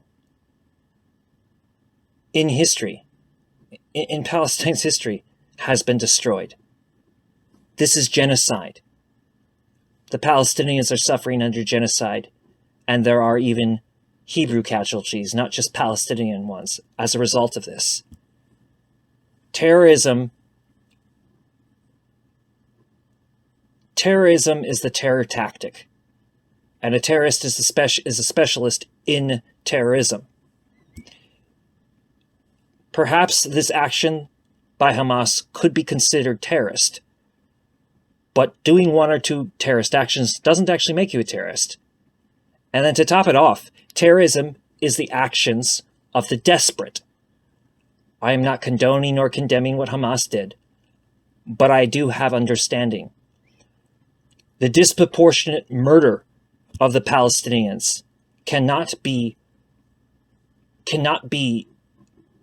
washed away by speeches and appeals to fascist colonial ideologies such as Zionism. What words can you say to a father witnessing a video of his 20-year-old daughter petrified, screaming, as Hamas terrorists motor her off into the abyss? What words can convey the horror of Hamas terrorists storming into safe rooms, slaughtering parents before their children's eyes, and then dragging those children down into the tunnels below Gaza? Hamas terrorists seized elderly Holocaust survivors, set people on fire, murdered babies. There is no depraved act you can possibly imagine that they did not do. In Judaism, reality as we understand it now was created by words. But more precisely, words are vibrations, and the intent behind the vibrations are what matters. Ein milim, there are no words to describe the massacre, the genocide, the Holocaust of the Palestinians.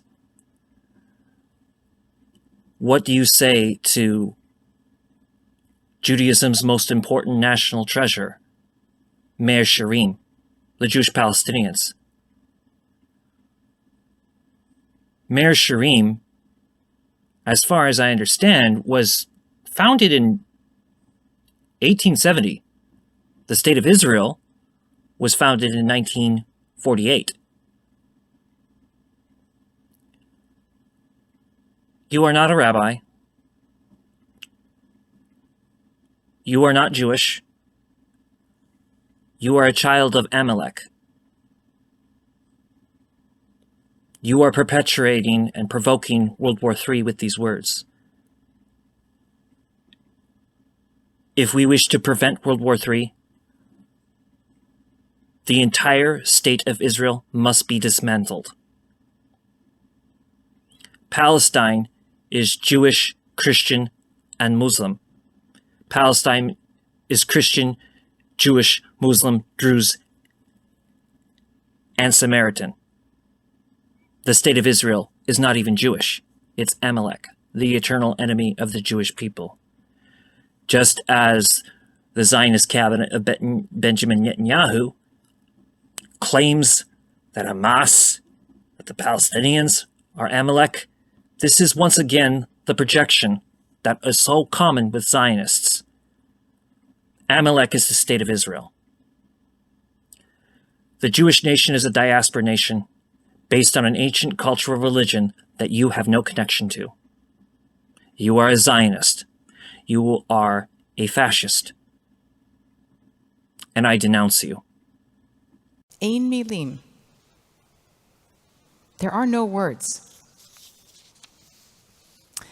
As this murderous rampage unfurled on Shabbat, Jews around Israel, not yet knowing exactly what was happening, were unfurling the Torah for Simchat Torah, reading from Devarim, the last book of Deuteronomy, which describes the death of Moses, and beginning again, Bereshit, with Genesis and the story of creation. In a cosmic, haunting echo of what was going on around our Israeli family, the Torah cycle moved from Devarim, which literally means words, to a world that was tohu vavohu, formless and void, with a darkness over the deep. You are a liar. You are a deceiver. You are of Amalek, not Yisrael. The state of Israel is not the state of Israel. The state of Israel is Amalek. And the Jewish nation, which is a diaspora nation, is at war with Amalek. Zionism does not come from Judaism. Zionism comes from European idealism. Amilim, there are no words. Israel and the Jewish world passed from Devarim to Ein Milim. And then Bereshit describes how God initiated the creation. Vayomer Adonai Yihi Or, Vayihi Or. God said, "Let there be light," and there was light. God creates light, creates the entire world with a directive, with words. Ein Milim, there are no words. There are no words to capture how backwards this statement is.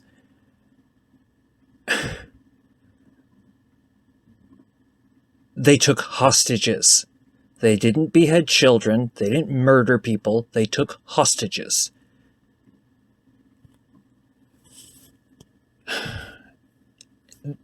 Not only did Israel commit and has committed and continues to commit, I mean, regardless of pausing, because we don't know how long this pause lasts. I mean, by the time of this recording, I'm not sure if the pause is still going, actually. I'm just trying to keep up with the events. The Gaza Holocaust is more comparable to the Jewish Holocaust. This is just so gross, so dishonest. Ein Milim, there are no words. As Jewish people, we understand the power of words to create a reality. Words bolster nations, build bridges, bring healing. But words can also become barriers, curses, and weapons. Jews have never ascribed to the childhood rhyme that words will never hurt us. We know how very potent they are. And we also know how silence, the absence of words, can enable evil and chaos. As I sat this week heartsick, as so many of you were, and devastated by the deadly violence in Israel, I was shocked by the words that kept appearing in response to these attacks. Words like resistance, decolonizing, or freedom fighters.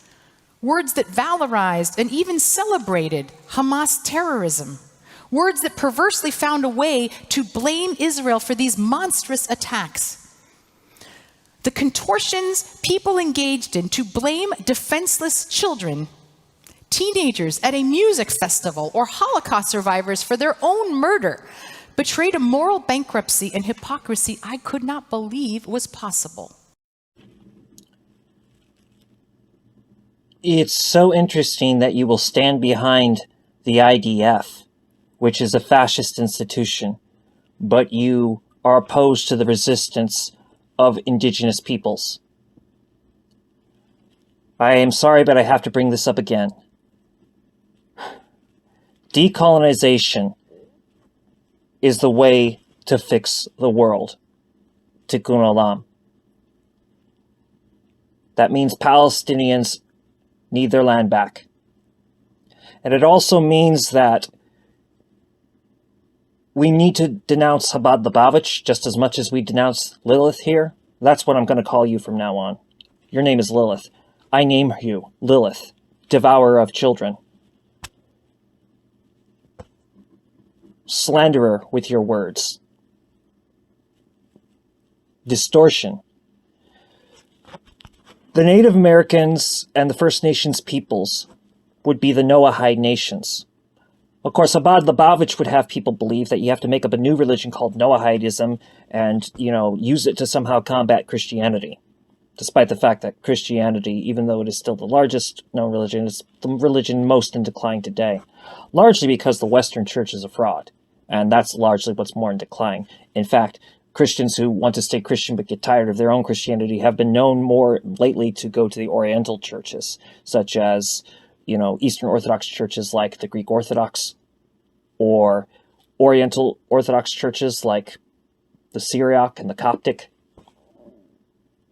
Let me list to you the 7 laws of Noah, which the Native Americans and First Nations people by majority do have according to their own tribal customs without any influence from the Jewish people. No idols. Now, in the strictest sense, this means don't worship statues, but let's dig deeper. If you get into what Judaism understands as idol worship, the worship of statues is the least offensive. As Jewish people, we know not to do it. But even the Rambam, Maimonides, has said that, when Christians use icons, it's not idolatry in their context.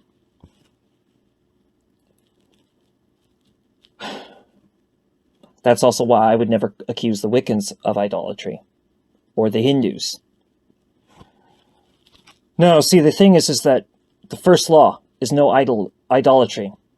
The state of Israel is an idol that Lilith worships here. Nation states are idols. The pursuit of fast cars, the pursuit of money, the pursuit of fame. Heck, I've been guilty of idolatry, chasing women. I've been a skirt chaser. I'm not a misogynist, despite what some communists are trying to smear me as. I've openly been a recovering womanizer, hoping to reach out to younger men that they may not make the same mistakes as me. But I'm getting off track. But that's idolatry. Yeah, basically the chasing of pussy is in fact idolatry. Absolutely. The pleasure is fleeting. The third law. No murder. The state of Israel was founded on murder, the Nakba. So too the United States of America, Canada, New Zealand, and Australia. Number 4, no sexual immorality. And if you want to be super, super, super heteronormative, I guess you can include homosexuality. But for those that would say that this is the position, particularly only of Orthodox Judaism, that's perfectly fine because, nuance is necessary here. What can we all agree is sexual immorality? Child molestation, rape, idolatry, infidelity, which is the male version of adultery, which I have definitely been guilty of. So I've broken this law several times. I am very fortunate to have a wife that did not do the same to me. So yeah, number 4, no sexual immorality, which includes having sex with animals. That's completely degenerate. Number 5, no thievery. The state of Israel is guilty of thievery. The United States of America, which Lilith proudly supports here, as you can see the flag on the bima, 2 flags. She's definitely guilty of thievery. Number 6, to not be inhumane to animals in the most lenient sense, and in the strictest sense, no blood in the animals. That means, like, if you have your steak, fine, but you can't have it medium rare. I've broken this one several times in the past. I'm not going to lie. Medium rare steak tastes pretty good. Although, well-done steak is good if it's cooked correctly, and it should be cooked correctly, because really we shouldn't do that. It is inhumane. The blood is the life. Drinking of blood is perverse, in all honesty. And number 7, to build courts of justice, to build judicial systems. So number 7, to build judicial systems, which the Native Americans and First Nations peoples had way before any white settlers came to civilize them, supposedly.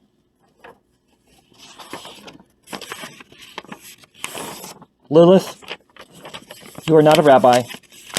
You do not speak for the Jewish nation, which is a diaspora nation. While there are, in fact, genuine Jewish people who do have relatives in the state of Israel, not all of us do.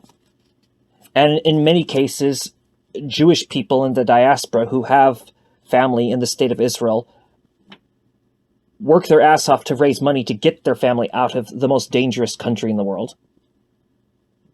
And in other cases, there's disownment between families over this.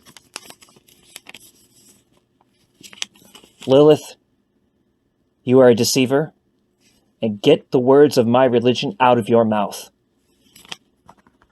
Equally upsetting were the muted or ethically opaque statements from the people we look to for moral leadership. University presidents who could not bring themselves to state clearly the simple truths of these attacks. The perpetrators were terrorists. Their chosen victims were Jews. I belong to a group of interfaith leaders representing most of the major churches, synagogues, and mosques in New York. This week, leaders within the group attempted to issue a statement in response to the Hamas attack, but their draft was limited to platitudes. We stand in solidarity with the people in the region. We call to stop the violence in the Holy Land. At least you finally dropped the pretense of extremism on both sides, Lilith. I agree with you on this. I don't like these neutral words of, we stand in solidarity with those in the region and we call to stop the violence. How about this, Lilith? We stand in solidarity with the Palestinians. As Jewish people, that we are oppressed, and we know what oppression is. We know what genocide looks like, and we, the Jewish nation, stand in solidarity with the Palestinian nation. And if worse comes to worse, we will pick up arms and fight against our arch enemies, the Amalekites, the Zionists. From the river to the sea, Palestine will be free. After some back and forth, the group never issued a statement at all. The leaders of our Manhattan faith community could not say the words, "We condemn Hamas terrorism and massacre." Another interfaith group seeking to raise money and aid for the region wrote an email decrying the cycle of violence and intergenerational trauma. I listened to those words. I say no. This heinous attack was not just a part of a cycle of violence. No. Intergenerational trauma can never justify the mass murder and abduction of civilians. These academic and faith leaders we rely upon have made a career out of words, and they know their power. Instead of taking principled stands, again and again we saw them choose words that made false equivalencies, blamed Jewish victims, and implied moral ambiguity when there was none. It was chilling to realize how many people, often those who generally have the most compassion for victims of oppression and violence, simply have a blind spot when the victims are Jews. Never before have I felt how important words are for creating realities, and how deafening silence can feel in the face of an atrocity. When I heard President Biden deliver his emotional, unequivocal condemnation of Hamas as a terrorist organization akin to ISIS, when he named the atrocities as unadulterated evil and clearly affirmed, "I stand with Israel, we stand with Israel," I started crying. Oh, you really bring out righteous rage in me that I have not experienced for a long time, Lilith. Oh, no, you know that you're lying. You're rich. You have lots of money. And isn't it tragic that most Jewish people in the United States are actually poor? And yet, the most believed lie about the Jewish people is the most incorrect one. The most accepted lie about the Jewish people is that we're all rich, when actually the most believed lie is the most incorrect one. Most of us are poor. Different levels of poverty, sure, and there is a small measure of us who have money, some of them more virtuous than others, but that fraction is often very disconnected, or in your case, deliberately deceiving. President Biden is not President Biden. He is Genocide Joe. You stand with Genocide Joe. You are an Americanist and a Zionist. You are not Jewish. And this gets into another thing. This is why It cannot be accepted. This is why converts to Reform Judaism, Conservative Judaism, and Reconstructionist Judaism should not be considered Jewish. Only through Orthodox Judaism can you convert to Judaism. Now, let me be clear here. This may not apply to the Jewish Antifa Bund in Germany. I am an advocate of the Vanguard Circle. In fact, it was me that came up with the alternative versions of the Vanguard Circle. While we could offer this to our comrades in Germany, they will handle matters on their own. But clearly, within both the United States of America and Canada, I'm going to do my best to double down on this. Because, see, I do believe, while I believe Orthodox Judaism is more correct, I do believe Reform Judaism, Conservative Judaism, and Reconstructionist Judaism is Judaism. I had friends. Isaiah, who was Reconstructionist. Hannah, who was Conservative. Uri, who was Reform. You know, we had worked out a real conversion concept of how to do this. I also, however, understand how difficult it can be for people to convert to Orthodox Judaism, even when they go through all the steps, because of how much they don't want converts, because they know people want Judaism, not Zionism. So there are other measures that can be taken that I could get into for Orthodox Judaism.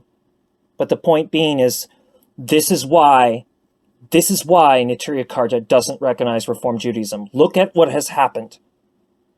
She does not speak for all Reform Jewry, but unfortunately, her and her kind have a type of hegemony over the Reform Jewish institutions. Aren't the Reform Jewish people supposed to be the most progressive sounding? You sound like a fascist.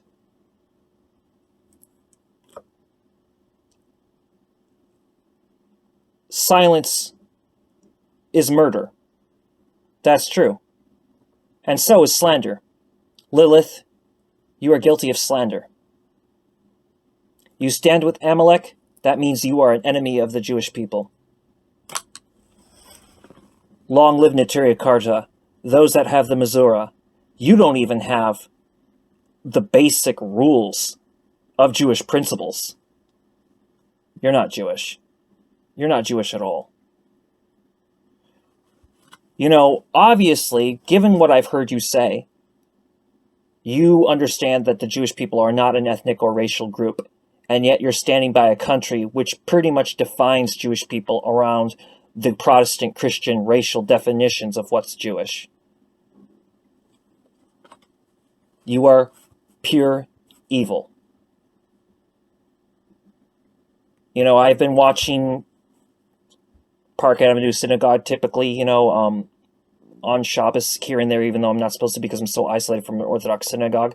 But sometimes I've even watched stuff from Central Synagogue. I will never watch anything from your synagogue again, and I will do everything I can. I will find as many people as I can to shut down your institutions. What you're preaching doesn't even constitute Reform Judaism. It's nothing more than barbarous, fascist, settler colonial fascism. You are a fascist. You are not Jewish. And you don't speak for our values. Not in our name. One Holocaust does not justify another. I didn't even realize how much I needed to hear our president say those words. But words matter. Because the truth matters. And because words are so powerful, let's all take care to use the right ones. Do not equate Hamas with the Palestinian people. Unlike our enemies, I will mourn the deaths of all innocent lives, Israeli and Palestinian, lost in this war. For us to lose sight of that is to lose a piece of our own humanity. Conflating these Hamas attacks with Palestinian resistance is an insult to the many, many Palestinians who abhor Hamas. From the Palestinian Israeli news anchor who publicly condemned their actions, to the many Palestinians who have made nonviolent activism their life's work. This attack was not Palestinian resistance. It was not freedom fighting. When it comes to these attacks, say the words terrorism, mass murder, crimes against humanity. When it comes to Zionism, say the correct words. Tell the truth. Yeah, tell the truth. When it comes to Zionism, call it for what it is. Fascism, settler colonialism, genocide, anti-Semitism of the Judeophobic kind, anti-Semitism of the anti-Semitism not just of the Judeophobia kind, but of the Islamophobic kind, and also complete, pure, unadulterated Christophobia in the correct context, because Christophobia only applies in certain contexts, but in this context, it applies more than ever. Which Christians are the most persecuted? The ones of the Orient, especially Palestine. How dare you? How dare you? We will call this what it is. You are a fascist, and you stand with fascism. I'm Antifa. Yeah, you know what? Why hasn't Genocide Joe called the Proud Boys for what they are? Aren't they not terrorists? Donald Trump referred to people like me as terrorists, and yeah, I do believe in self-defense. I do believe in carrying arms. I'm friends with people, who do that. But anybody that knows me knows that I'm actually completely harmless. I've been in several fights, and most of them I'm lost. I'm not, and I'm man enough to admit that I've lost most fights. I don't really run from fights. I mean, I avoid them, but, I've lost most fights, and it's been a miracle, which is not a word I use lightly, that I've survived at all, because I've had my ass handed to me. But I'll tell you this. You speak of nonviolence, the Stockholm Syndrome concept, the Stockholm Syndrome mentality. But you also stand with the IDF. President Biden has not made it clear, by the way, Antifa is not terrorist. Now, mind you, Trump didn't make that an official legal thing. It's just words. Ein milim. There are no words. And words create and words destroy. Your words are toxic venom. Your words are words of slander and deception. Let's call this for what it is. Fascism. We stand against fascism, which means we stand against you, Lilith. And we must not let Israel's enemies use words to stigmatize Israelis. I've had enough of calling Israelis colonialists. Don't fall for that. And I've had enough of the denial of what's a fact, like 1 + 1 = 2. Zionism is colonial. It's just so amusing that you even went there. You just discredited yourself permanently. You will be shut down. Your entire synagogue will be bankrupt. It will happen. It doesn't matter how much you hide behind the evangelical lobby of AIPAC. It does not matter.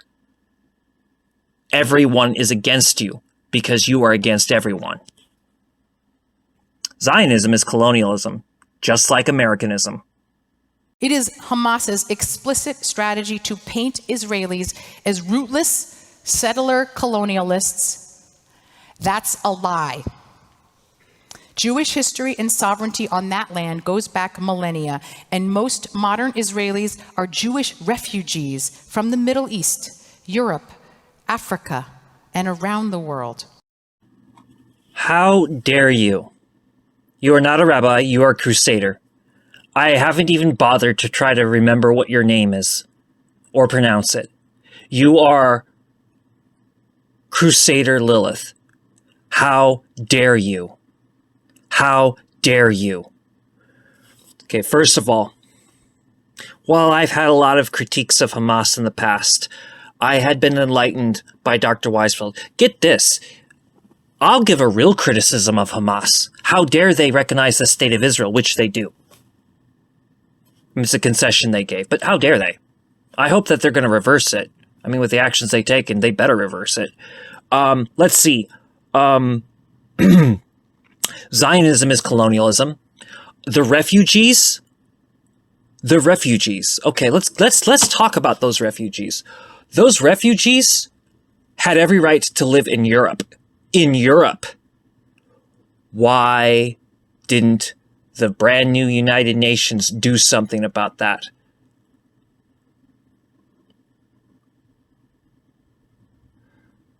How dare you go there? How dare you? If there is a question about a new Hebrew nation, fine. Well, first of all, it's not, and Dr. Weizfeld is going to have to forgive this disagreement here, but it's a nuanced disagreement, which has a resolution. I do not recognize a Hebrew nation. I recognize a new Hebrew culture that could potentially become a nation, but it would also have to be a diaspora nation, one based on ethnicity and culture, because the mix of Hebrews is ethnic, and they do, there is multi-ethnic mixing. So the Hebrews are a culture, and if they continue to mix, they could be a nation.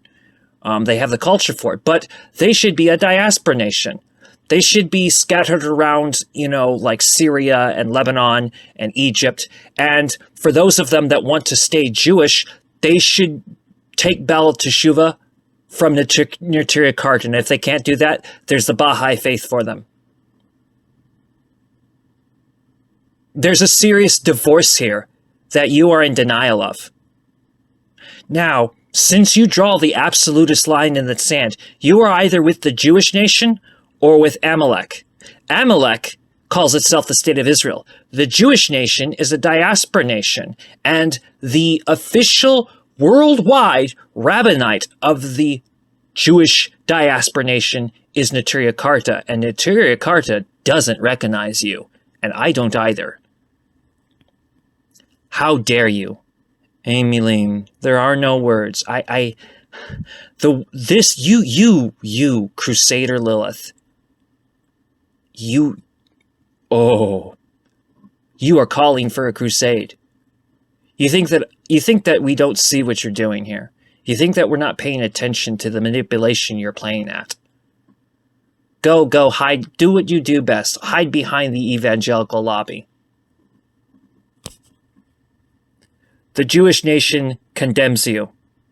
You are guilty of treason against the Jewish diaspora.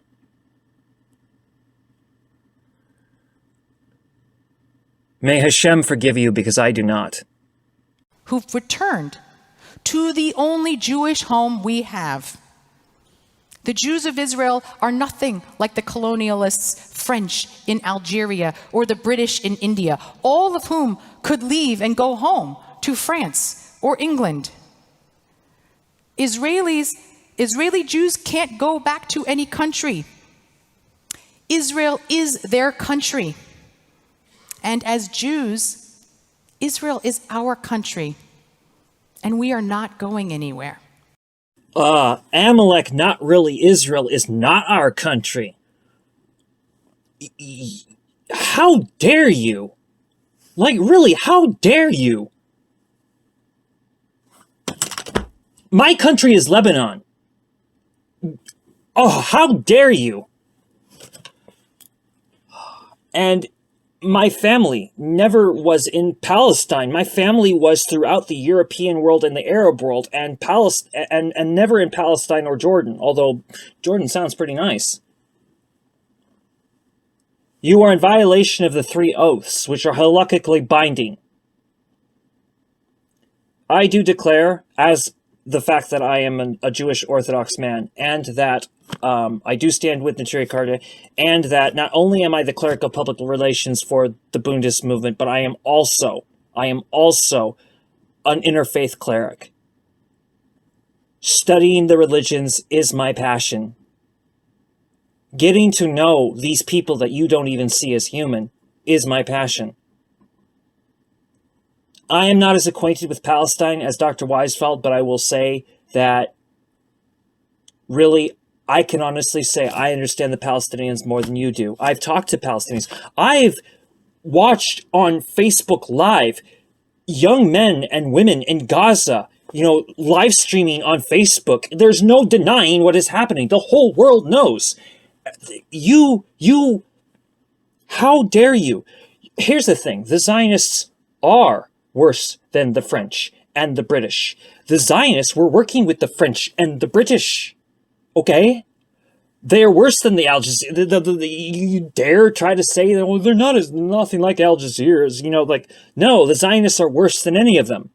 The only ones that can potentially match the Zionists are the Americanists. The only ones who can potentially match them are the Americanists. And, you know, let's be real, Zionism was given its foothold by the British. It was the Zionist Congresses in league with France and Britain and all these other countries that didn't allow Jewish people to go anywhere but Palestine. How dare you?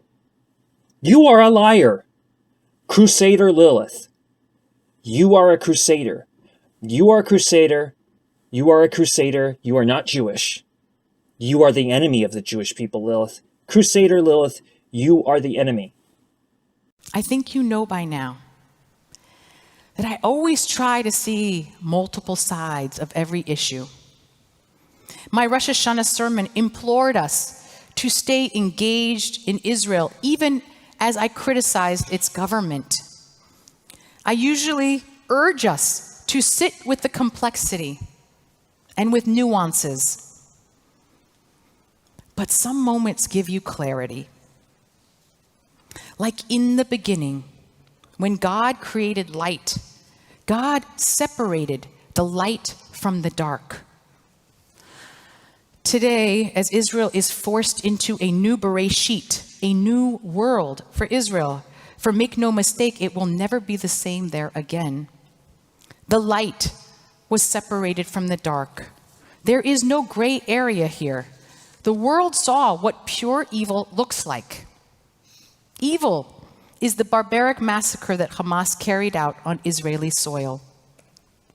Evil is Hamas using billions of dollars of aid not to build schools and infrastructure to uplift Gazans, but to build a militia and tunnels to kill Israelis.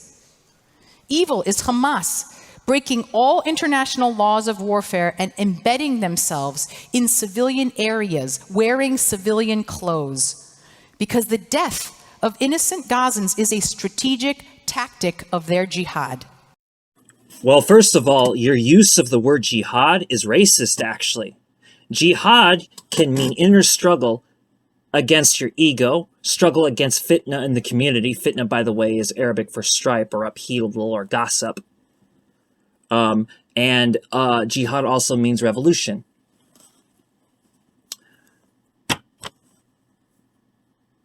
I think we should declare a Merkva Mitzvah against this crusader.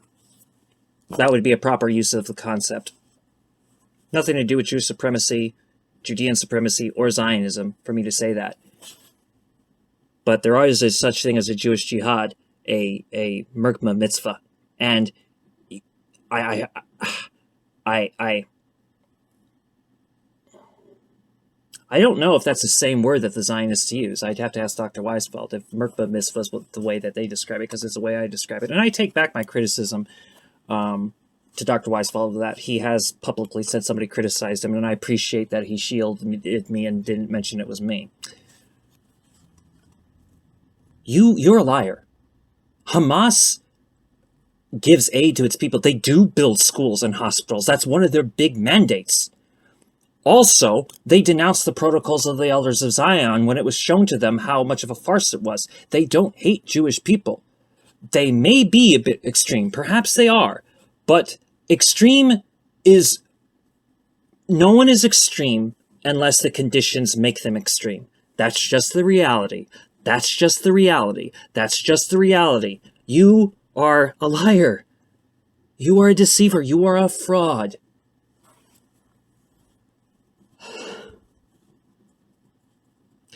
Let's ask a question. Out of these three things, which one actually belongs to the service of the community? The military, the police, or the militia? The answer is the militia. Militia is community built.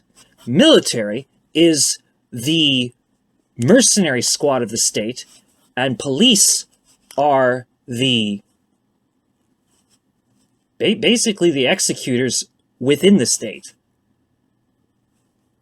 Again, these three: military, police, militia. Only militia can be justified. So, you have a problem with militia, but you don't have a problem with military or police, obviously. It's very obvious where you stand. You're a crusader. And I'm surprised that the whole congregation around you isn't screaming, "God wills it!" Israel has a moral imperative to protect its citizens and to rescue its hostages. Vanquishing Hamas, whose charter purpose is to exterminate Israel, is a just and moral war. One we didn't choose, but one we cannot avoid. Amidst the darkness, we have seen glimmers of light, landmarks across the world lit up in blue and white in support for Israel. The protest movement in Israel morphing overnight into a network of social services for displaced families and for the wounded. Reservists who just recently had said they would not come to serve, showing up at over 100%, people not even called up, volunteering themselves for service. And the American Jewish community, so divided often on Israel, feeling the pain of their sisters and brothers and responding with an unbelievably generous outpouring of support. Actually, you did choose this war.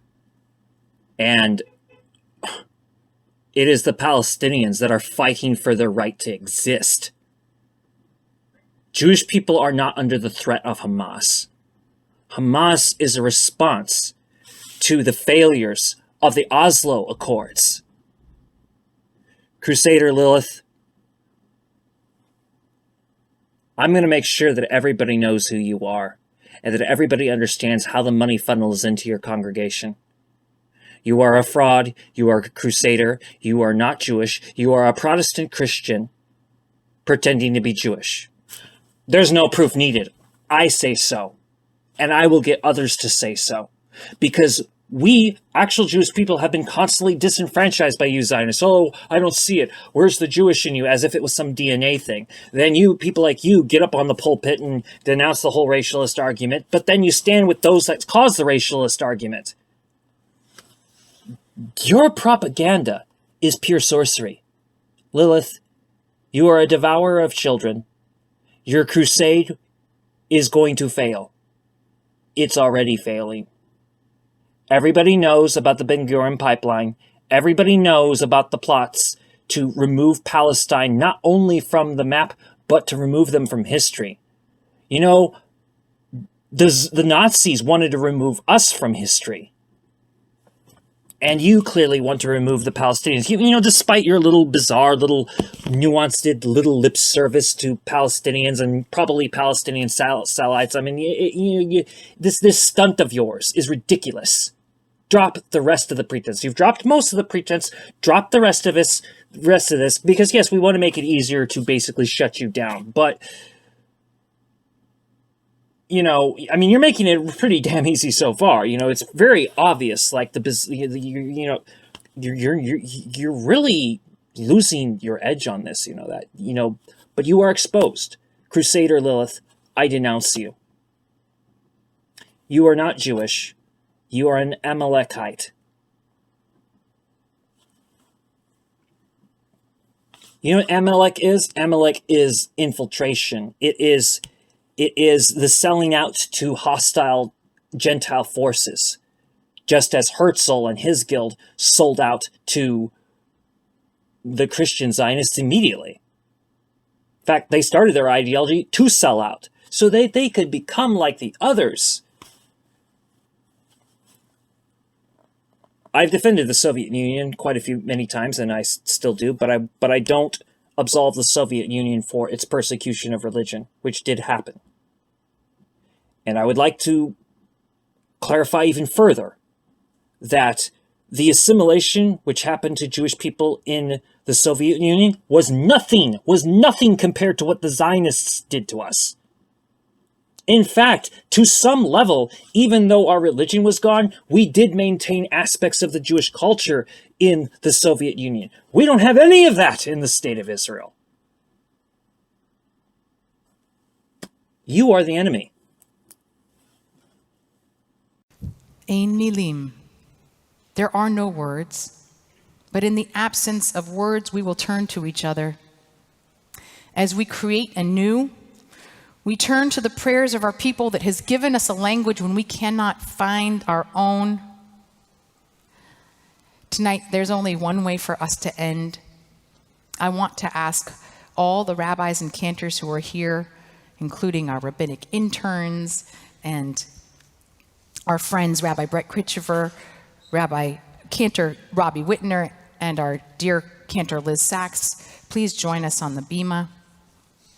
We will rise together as one united community, sing the words of Hatikva, the hope, words that have enabled our people to survive the unimaginable and to create anew.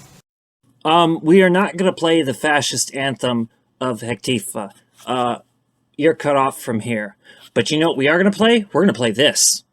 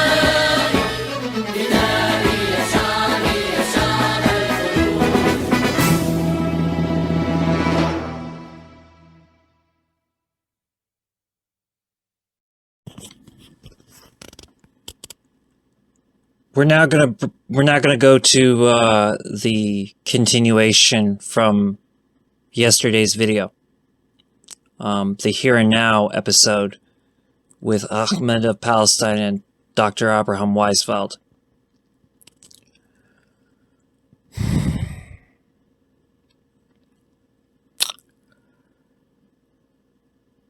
And here it is.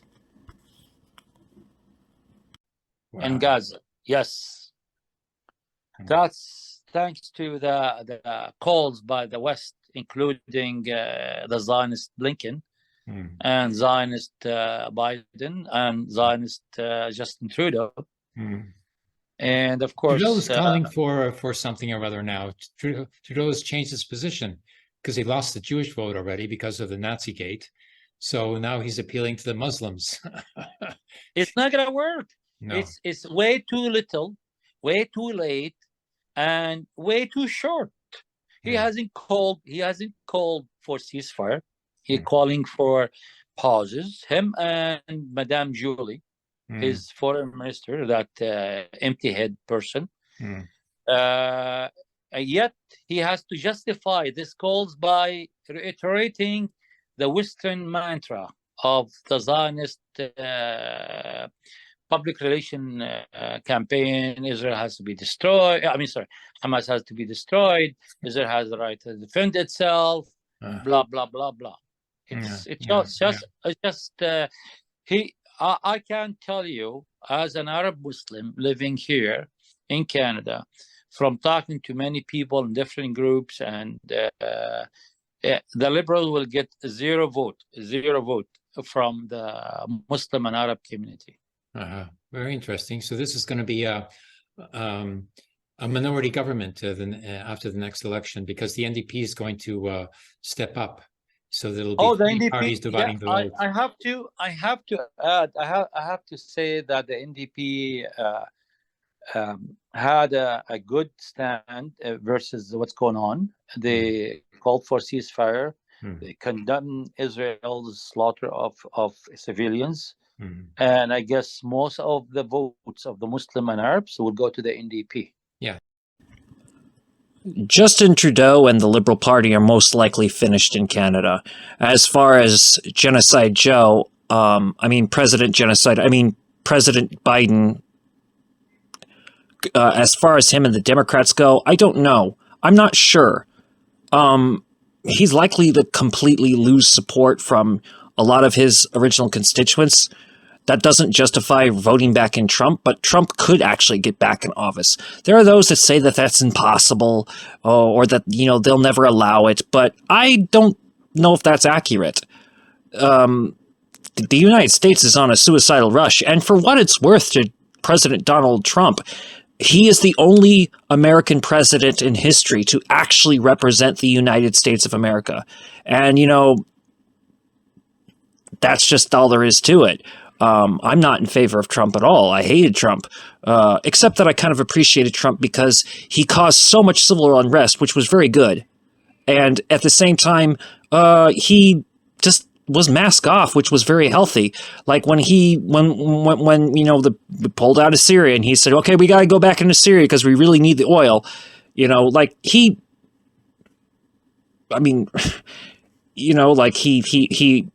openly says things that actually cause disturbances.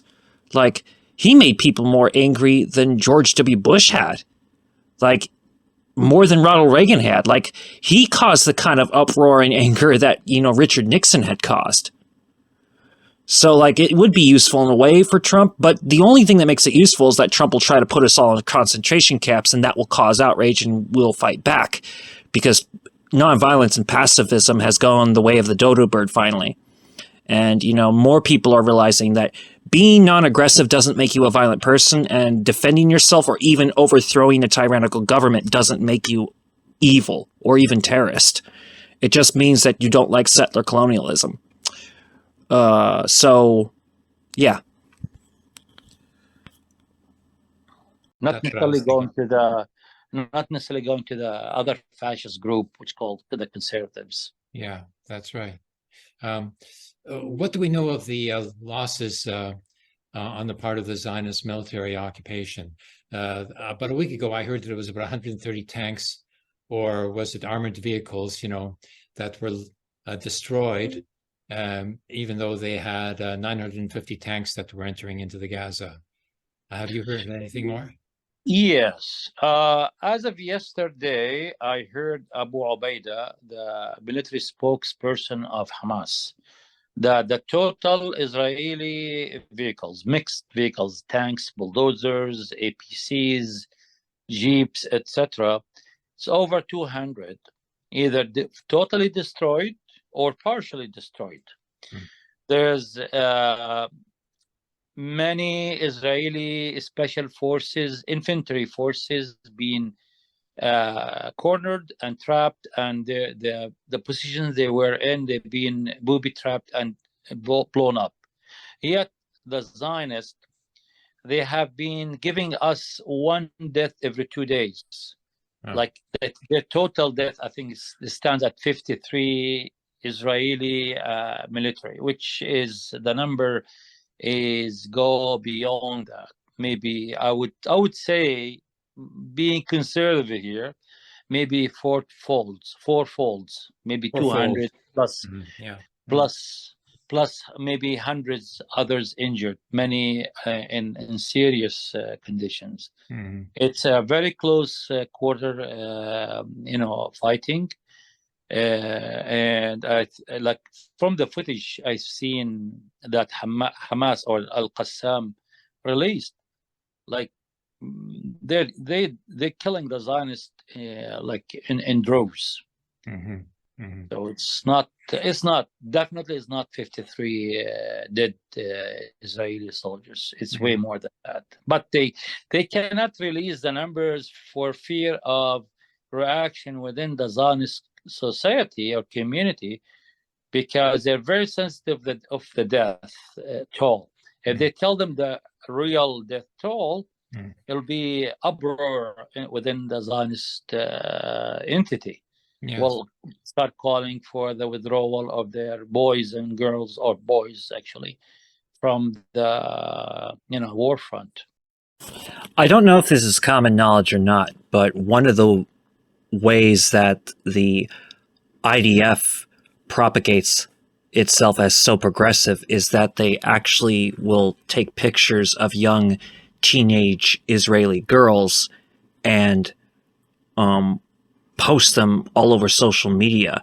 And a lot of times these teenage girls have not actually officially become part of the IDF yet. Their parents send them to be groomed to become this.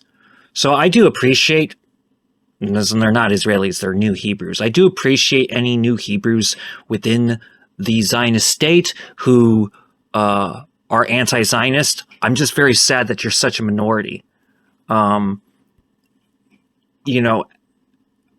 comparison to the Jewish people within Canada and the United States, you're such a minority. But I do give any support I can to new Hebrews who oppose Zionism. And if you truly oppose Zionism, you expect that the state of Israel should cease to exist. Any demand for a two-state solution is genocide upon the Palestinians. Whether you're for the one Palestinian state or whether you're for the multiple, or whether you're for the federation, such as myself and Dr. Weizfeld and several other Bundists, or whether you are for the one Palestinian state, we should unite against those that seek the two-state solution and those that seek the one Israel state solution. The simple truth is, if we are truly anti-Zionists, we seek the end of the state of Israel's existence. There is no excuse for the state of Israel existing at all. If there is a question around Hebrew nationality, okay. But I would say it's still a question. Although Dr. Weizfeld, does point out more than once that one of the unfortunate things about the new Hebrews is that a great deal of them come from the stock of refugees that had no place to go, and they were expected to go to Palestine. So that is something that makes this a slight different issue. But no territorial rights should belong to the Hebrews. They have no territorial rights to that land. All territorial rights and all claims of sovereignty in any capacity on that land exclusively belong to the Palestinians. Yeah. Yes, they seem to be panicking as well because they've called up 300,000 reservist soldiers.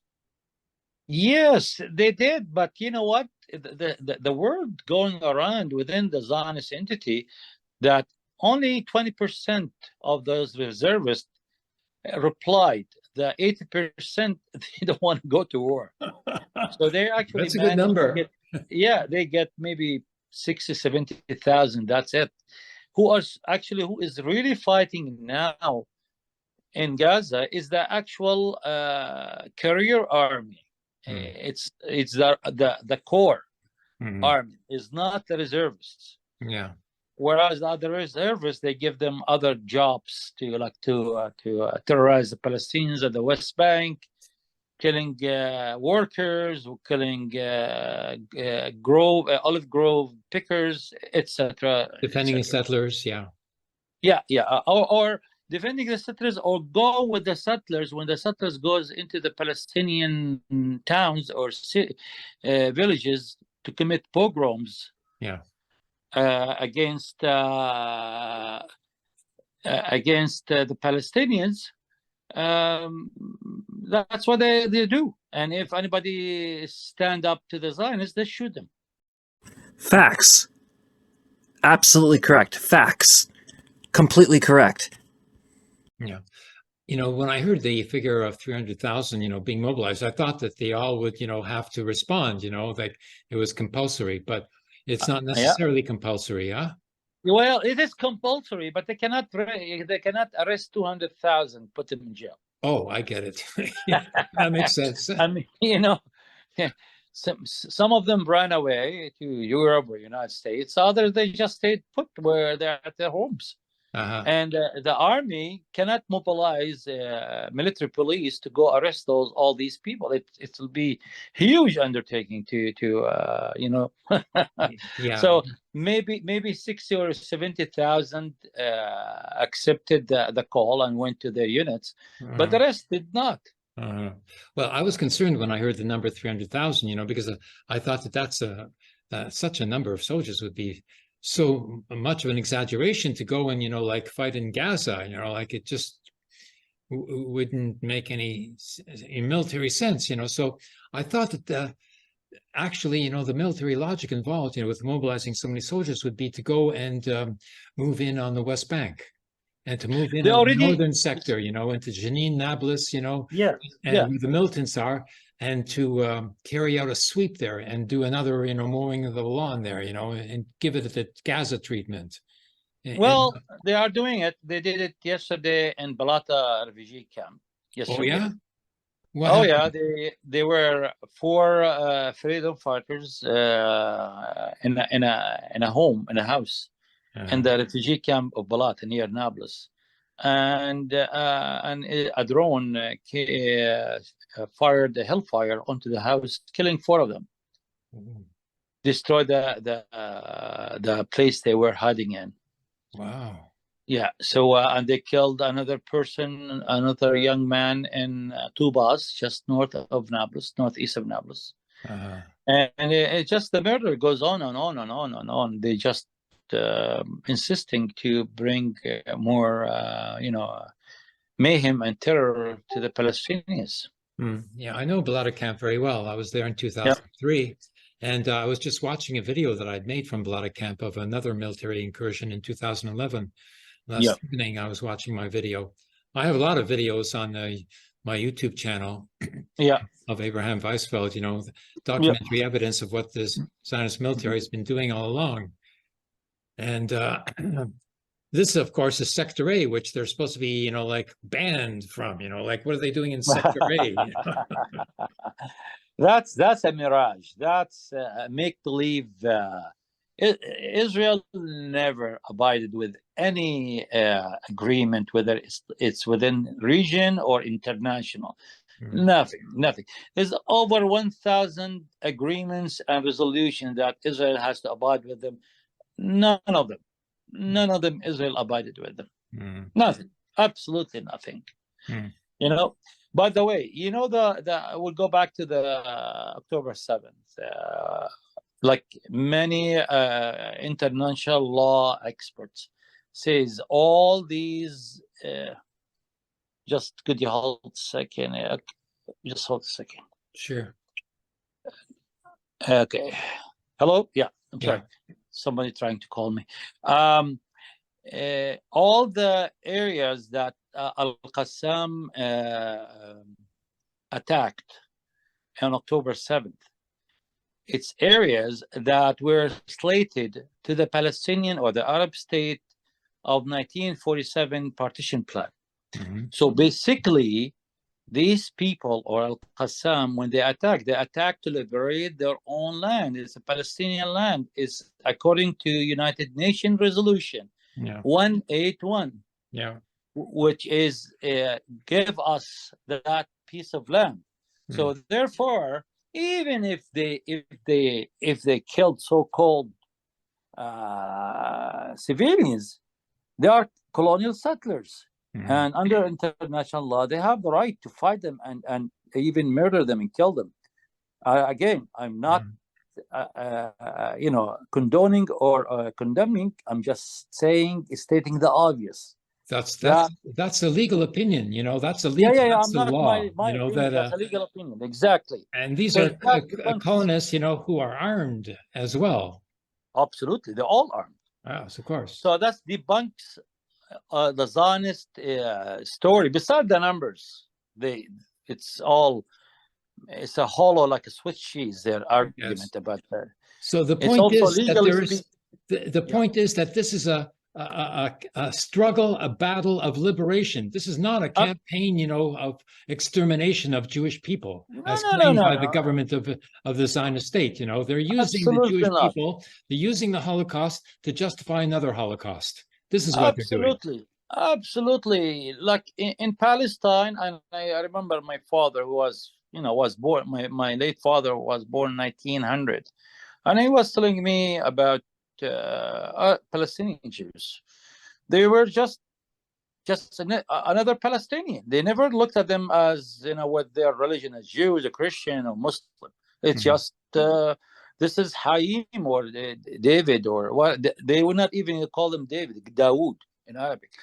So they never had a problem at all with the Palestinian Jews. They were part of a vibrant social fabric of Palestinians who was made of Muslims, Christians, Jews, and Druze. Coming the Zionist Ashkenazi from Europe, the whole thing turned upside down and becoming, making Jews the enemy of the Palestinians. The Zionists were so assimilated, to European, political culture, that they became colonialists themselves. That this was their solution to the oppression of the Jewish people in Europe. Europe, in effect, is the one who pushed the Jews into the sea. Yes, they went to Palestine. They're the ones who pushed the Jews into the sea. Not the Palestinians. The Palestinians had always lived together with Jewish Palestinians. Absolutely, absolutely. Palestinian Jews lived peacefully and cooperatively within the rest of the Palestinian fabric. So many. There were actually some intermarriages within the Palestinian society. Jews married to Christian married to Muslims, Muslim married to Jews, etc. You name it. It was just actually a progressive social order, even in the early 20s, even when the British came in. But when the Zionists coming in big droves and starting changing the landscape, and sadly, some of those Jews were being sucked into the Zionist movement. So that then when things start to turn to the worst, sadly. Yes. Oh, yes. The initial Jewish refugees who went to Palestine, they weren't necessarily Zionists. They just couldn't get a visa to go into any other country. And Europe wasn't going to give them a chunk of territory to set up a Jewish province or anything like that. No way. So they ended up, getting swept up, by the Zionists, who had the resources and the boats, to take them out of Europe. Because a lot of Jewish people, they tried to go back, to where they were living before, like into Poland, and then they would get massacred, even after the war was over, in Poland. Because of both, the church and, the Communist Party, cadre, who were anti-Semitic, because everybody went into the Communist Party because it was opportunistic to do so. So, like they got it from all sides, so they gave up, on going back to Poland. And even then, like it was so difficult. I myself applied, to have my Polish citizenship recognized, since my parents were Polish. And they refused, this previous government had refused to recognize, my citizenship. And they gave me all sorts of reasons, and I said, like the reasons you are giving are the Nuremberg laws of 1934, put into effect by the Nazis, saying that just because you're born in Poland doesn't mean you're a citizen. You have to have something else that makes you a citizen. And what that is a baptismal certificate from the church, probably, So their definition of national identity, becomes, fascist again. Now they had an election. Who knows what the government is now? If you have recommendation letter from the Zionist movement, you probably become a Polish all of a sudden. Oh yeah, that's another route. Yeah, for sure. Yeah, it's another route. Yeah, absolutely. Yeah, but I did mention that we were a Jewish Bundist family, so maybe that was, maybe they didn't want to see any more Bundes. They tried to get rid of the Bundes. The whole Jewish working class, in Europe was destroyed. You see, the Polish government, actually after the collapse of the Berlin Wall, they're actually more right-wing and anti-Jewish than the ones before. And if they can prevent a Jew to come back becoming a Polish citizen, they will stop him. They can't stop a Zionist, but they could stop Ave Weizfeld. Yeah, because Ave Weizfeld is not a Zionist. Yeah, there's something else that I wanted to point out to you. Like the media, the Western, basically, like the media is, like half, like a Zionist Jewish, bourgeoisie, and half, Christian, Christian Zionist, But the Christian Zionists, they present this as a struggle between, their good side, the Christian side, and the bad Muslim side. Okay. Yeah, of course. Yeah. What about, the Palestinian Christians? They just bombed the oldest Christian church, like in Palestine. Yeah. So they don't really care about Christians, it would seem. No. It's not Christians, that they're trying to save, or promote or uphold, the values of. Their Christian values means nothing. Who they are attacking are the Oriental peoples. Exactly. This was actually happened in the Crusades. During the Crusades, when the Crusades advanced toward Palestine or southern Syria, at that time, they massacred many impure Christians. They are impure Christians because they're not white. They're non-white. I'm telling you. Yeah, I know. And they killed the Jews. They killed the Jewish, like Palestinians as well, because they killed the same, to the Crusaders, and they didn't care. They were just, all Oriental peoples, and they were coming to set up a colony for the West, So that was it. These are non-white, impure, heretic, so-called Christians. We have to get rid of them. Jews and Muslims, of course, they are the enemy. That's what they did. Yeah. So in the deep mind of the collective West, even the Christian Arabs are not Christian. They are something else. They look like us. I mean, Christian like us, but they're not us. They're something else. So especially the Orthodox Christians. Yeah. They don't consider them, and they are the majority of Christians in the Levant. So I think we have to conclude that this is a racist, colonialist, white supremacist mentality that is supporting Zionism, and that's what Zionism is basically. That's where it comes from, and that's what it's all about. And now it's demonstrating to everybody, concerned, just what it is really. This is the essence of Zionism. This is not an aberration. This is the true Zionism that's coming out now. Zionism, I always say, Zionism is the 9th Crusade wave to Palestine. The 8th was finished, I think, around the 11th or 12th century. On the 20th century came the 9th Crusade wave to Palestine. This time, instead of using to liberate Jesus' tomb, is to get the Jews back to Palestine. And but in essence, in essence, they are the same. It's a Western colonization of the Levant. Okay, just to conclude here, we don't have much time. Like our own transmission on my channel alone, is only getting a certain minimal number of people who know about it, like 50 to 100, 150 or so, but it's included in a documentary made by Comrade Net in Phoenix. And on the Bundes Movement channel, it got 1,200 views the last I looked, so. That's great. Yeah. That's great. Yeah, this is, great that people are being able to hear, what they Wonderful. hear without censorship. Very good. Wonderful. Okay, speak to you soon. The recognition is very well appreciated, Comrade Weizfeld. Among Ashkenazi Jewry, Polish Jewry has been just as oppressed as Sephardim.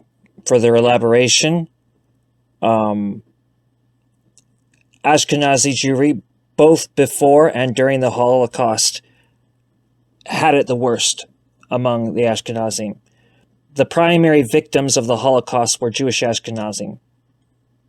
While some Jewish Sephardim were murdered in the Holocaust, some of my family included, the real genocide against the Sephardim took place after the founding of the State of Israel, which my family has also been hit by.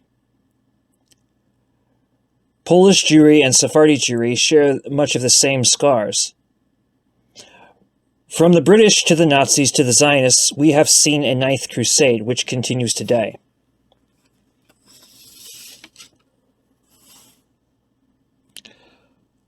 Long live Nablus, long live Meir Sharim, and I should crystallize everything here. Dr. Weizfeld has said we are at war with the Zionists. I agree. However, the Jewish war on Zionism did not start on October 7th, 2023. The Jewish war on Zionism started on December 6, 2017, in response to Donald Trump's declaration of war upon the Jewish diaspora, which he declared on us by declaring Jerusalem the eternal capital of Israel. Palestine is Jewish, Christian, Muslim, Druze, and Samaritan. The Zionists are the Amalekites. So Amalek is the state of Israel. The state of Israel is Amalek. It's not the state of Israel. It's the state of Amalek. The communist parties worldwide stood with Zionism after World War II. Even today, Marxist-Leninists give out stupid apologist reasoning, claiming that if Stalin had not voted for the creation of the State of Israel, Palestine would have been a British puppet. This reasoning sounds impressive until you find out that the Balfour Declaration acknowledged both a Jewish state and a Palestinian state. Now, this is reprehensible because Jewish state is against Judaism. Regardless, the Zionists, on the other hand, never recognized Palestine, and they never will. It does not make you an enemy of Comrade Stalin if you condemn a certain action from Comrade Stalin. But let's be honest, communists are not really a political ideology anymore. They have become a pseudo-religion in their own right. That's sort of mundane spirituality. Long live Ramallah, long live the West Bank, long live Gaza, long live Nablus, long live Meir Sharim, Happy Hanukkah, and Merry Christmas, Palestine. So, we now conclude this with Al Jazeera's fourth documentary on the Crusades, which came out on December 28, 2016. In the history of conflict between East and West, the mightiest battle between Christianity and Islam, a holy war in the name of religion.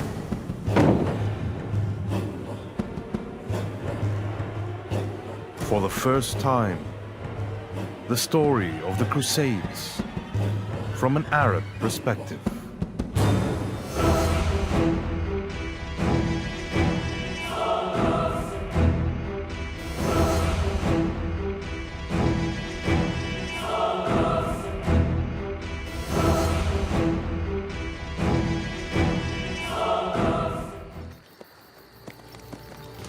The Crusades began with the goal of capturing the Holy Land for Christianity.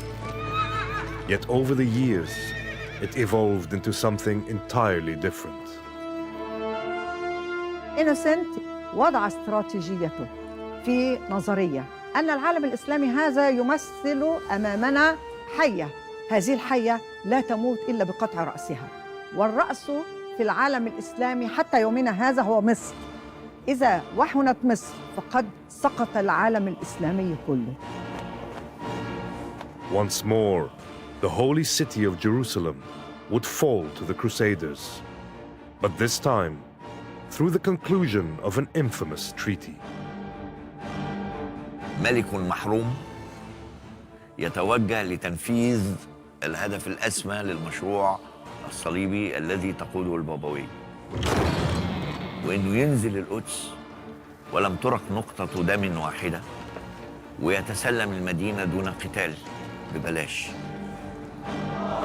But after 200 years of bloodshed, the Crusader presence in the east was brought to its ultimate end. لقد قاتل الصليبيون بضراوة لأنهم لا يصدقوا أن لحظة الرحيل أتت. In the fourth and final episode of this series, the story of the Muslim liberation of the Holy Land from the Crusades.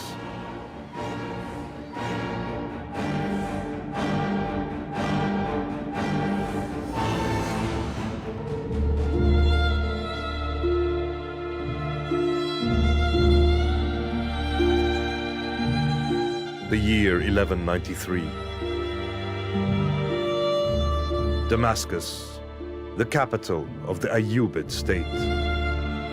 A dynasty founded by Salah ad-Din al-Ayyubi, known in the West as Saladin. The Kurdish officer had risen to become the ruler of a powerful and united Muslim front against the Crusades.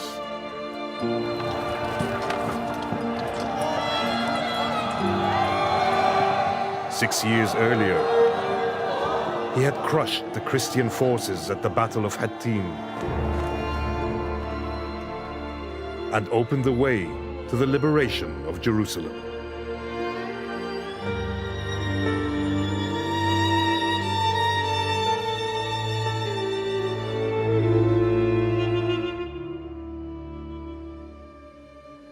But in the spring of 1193, after a brief illness, Salah ad-Din died, leaving the mighty Muslim state in the hands of lesser men. خلفاء صلاح الدين كانوا بيتقاسموا حكم مصر والشام والعراق، والحقيقة كانوا فشلاً وإخفاقاً يعني على غير شاكلة مؤسس أسرتهم. وبينما اكتسب صلاح الدين شرعية وجوده وشرعية بناء دولته من تبني مشروع الأمة في الدفاع عن مقدساتها ضد الصليبيين، لجأ هؤلاء الخلفاء إلى سياسة رد الفعل وعدم المبادرة واللجوء قدر الإمكان إلى السلام. The First Crusade, a century earlier, had succeeded in establishing 4 Christian enclaves in the Levant, and above all, in the capture of Jerusalem. The Second and Third Crusades, each led by powerful and famous European monarchs, had ended in abject failure.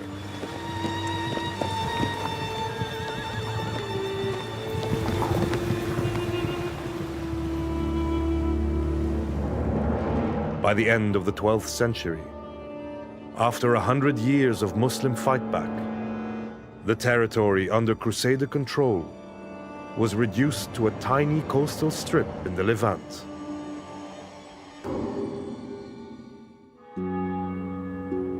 The Crusaders were forced to adapt and revise their targets. أدركت البابوية صاحبة المشروع الصليبي الأولى، وأدرك الغرب الأوروبي إن المشكلة في مصر مش في الأردن. المشكلة في دلتا النيل، وإن الحملات يجب أن تنزل على دلتا النيل. فلذا البابوية بدأت تفكر باستراتيجية جديدة، وهيأت الظروف في الوقت ده وجود شخص على رأس هذه البابوية هو البابا إنوسنت الثالث. بابا شاب صغير لا يؤمن بأفكار البابوات السابقين من أن البابا مجرد شخص يدعو للحملات الصليبية بالبركة ويعدهم بالغفران يوم القيامة فقط، وإنما كان هذا الرجل يؤمن بأنه بابا وفي نفس الوقت من الممكن أن يصلح ملكاً. إنوسنت الثالث وجه الدعوة لقيادة حملة لتعويض فشل الحملة الصليبية الثالثة، إنما هذه الحملة فشلت في الحصول على وسائل نقل. The main army hired the Venetians in 1202 to ship them to the east. They couldn't afford to pay the Venetians the fee that they'd agreed. والدوج البندقية اللي حاكمها يعني انتهز الفرصة وراح مساومهم. طب ايه رأيكم ما ننزل القسطنطينية بدال ما ننزل في الشرق وجع قلب وفلسطين ومصر وهذه الحملة كانت وجهتها مصر. فجنحت طبعا، مش الريح التي جنحتها، المطامع الدنيوية جنحت بهذه الحملة نحو القسطنطينية.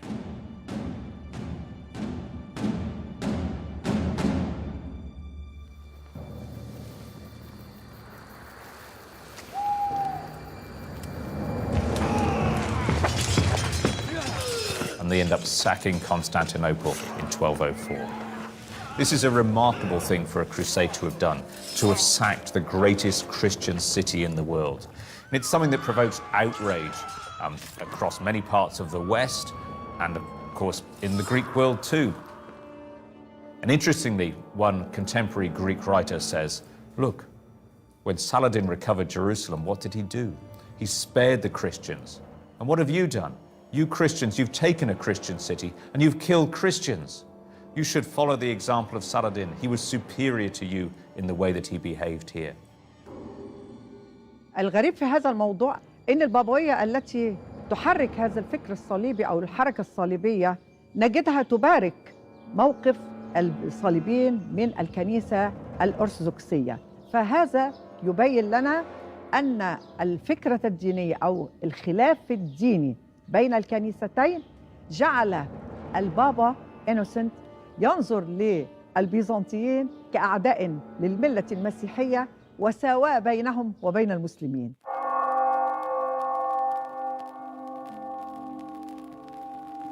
Innocent III was a pope obsessed with crusading. He inherited the failure of the Third Crusade to recover Jerusalem, and the Fourth Crusade that he launched had captured Constantinople, the great Christian city. He tried to inspire yet another expedition, what we know as the Fifth Crusade, and this was designed to go through Egypt and use the fertility of the Nile and the wealth of Cairo to have the resources to then recover Jerusalem. In 1218, the Crusaders finally found their way to the Nile Delta.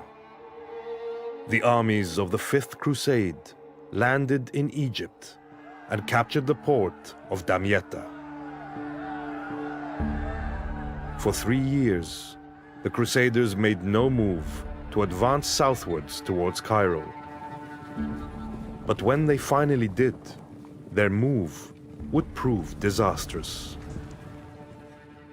هذه الحملة تعتبر من الحملات الفاشلة في التاريخ بسبب فيضان النيل وعدم دراية الصليبيين بكل ما يصيب مصر أثناء الفيضان وصعوبة أن تتحرك الخيول على هذه الأرض المبتلة.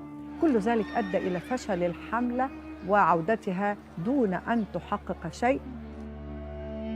لكن حلم الصليبيين يعني في امتلاك مصر ظل سرابا يراودهم ويجذبهم نحو مصر بين الحين والآخر.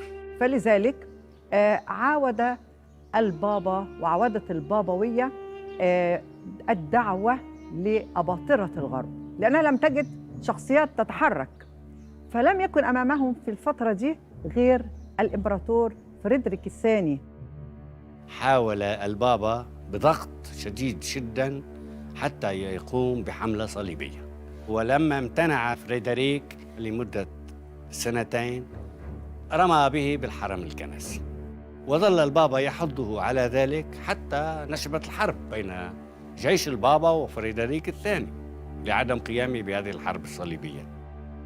فلم يكن يرغب في أن يكون هو الذي سيخرج على رأس حملة لضرب المسلمين، إنما جاءت له الظروف لتسهل له الأمر. الظروف جاءته من الشرق، حيث البيت الأيوبي، حيث أبناء السلطان العادل الأيوبي الثلاث الذين كانوا يتصدرون الموقف الآن. The three Ayyubid brothers were engaged in deep infighting. And one of them, Al-Kamil, ruler of Egypt, took an infamous decision. He decided to seek an alliance with the Holy Roman Emperor, Frederick II. فاتفق مع الكامل على أن يأتي إلى الشرق ويساعده، وفي المقابل يقدم له الكامل بيت المقدس. وهذه نقطة خطيرة للغاية، عكست أننا أمام فجوة أجيال أيوبية. فالمدينة المقدسة التي عادت بدماء الشهداء وبكفاح مضن من جانب المؤسس العظيم صلاح الدين الأيوبي، الآن يعرضها الكامل في سوق النخاسة. يعني ملك محروم يتوجه لتنفيذ الهدف الأسمى للمشروع الصليبي الذي تقوده البابوية.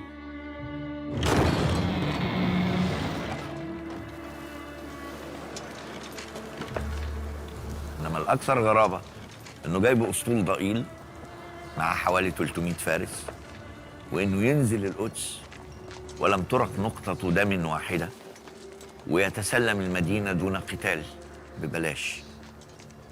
الأغرب من هذا إنه منع أذان الفجر في المسجد الأقصى إكراما للإمبراطور أو للإمبرور زي ما بتسميه المصادر العربية، عشان ما يزعجش الراجل وهو نايم. إلى هذا الحد كان في نوع من التفريط. This sixth crusade, led by Frederick II, had managed to take Jerusalem. But 15 years later, in 1244, it was reconquered and thereafter would remain under Muslim rule for the next 7 centuries. ظلت فكرة مصر عالقة في أذهان البابوية، لم تتغير الفكرة أن تكون مصر هي الهدف. سيتحرك بعد ذلك على بتنفيذ هذه الفكرة للبابوية كان الملك لويس التاسع ملك فرنسا. Louis IX, King of France, was seriously ill. He thinks he's going to die, so he says, if I survive, I will take the cross and I will go on crusade.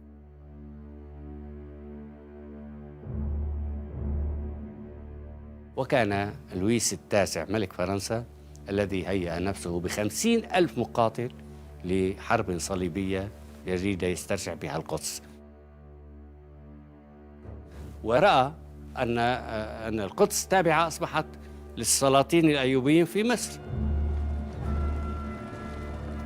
فكرة الوصول إلى مصر تحققت بنفس الفكرة القديمة، وهي أن تتجه ناحية دمياط. ولم يستفد لويس التاسع من خطأ ما حدث في الحملة الصليبية الخامسة، ولم يستفد من فكرة جغرافية مصر. ولكن الحملة الصليبية السابعة تختلف عن الخامسة في أنها كانت هناك فئة جديدة قد ظهرت، هؤلاء الذين عرفهم المؤرخون المسلمون باسم داوية الإسلام، أقصد بهم المماليك، تشبيهاً بفرقة الداوية فرسان المعبد المسيحيين والذين برعوا في القتال الصليبي. القوة العسكرية الأيوبية كانت تستعين بعناصر جديدة من العبيد الأبيض الذي كان يشترى من أواسط آسيا، فيربوا في مصر تربية دينية عسكرية.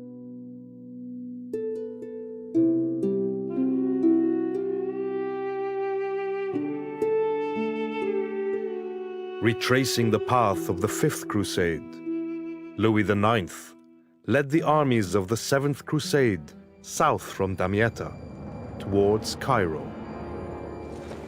But a trap had been laid by the mighty slave army in a spot called Al-Mansura, meaning the victorious.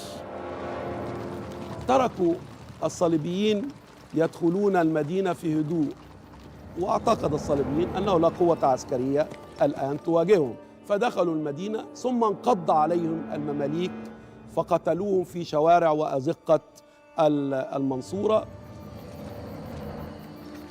وأخذ قائد الحملة وهو الملك لويس التاسع أسيرا مكبلا بالسلاسل إلى دار ابن لقمان في المنصورة.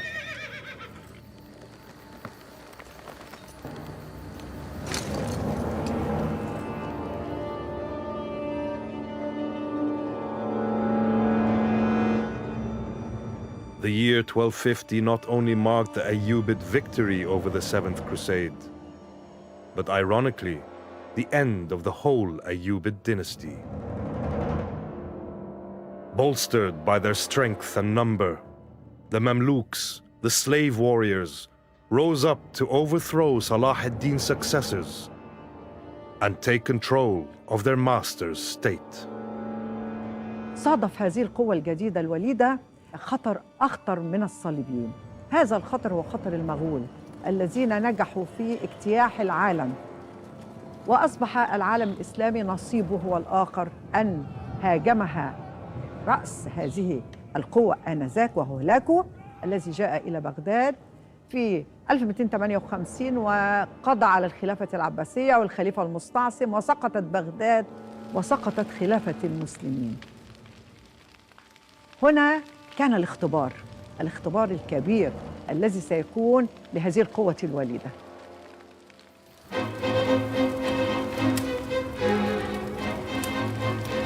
After destroying Baghdad, Hulagu advanced westwards. 2 years later, and with the help of the Crusaders in the Levant, he captured Aleppo and Damascus. The only Muslim power remaining in the region was the Mamluks in Egypt.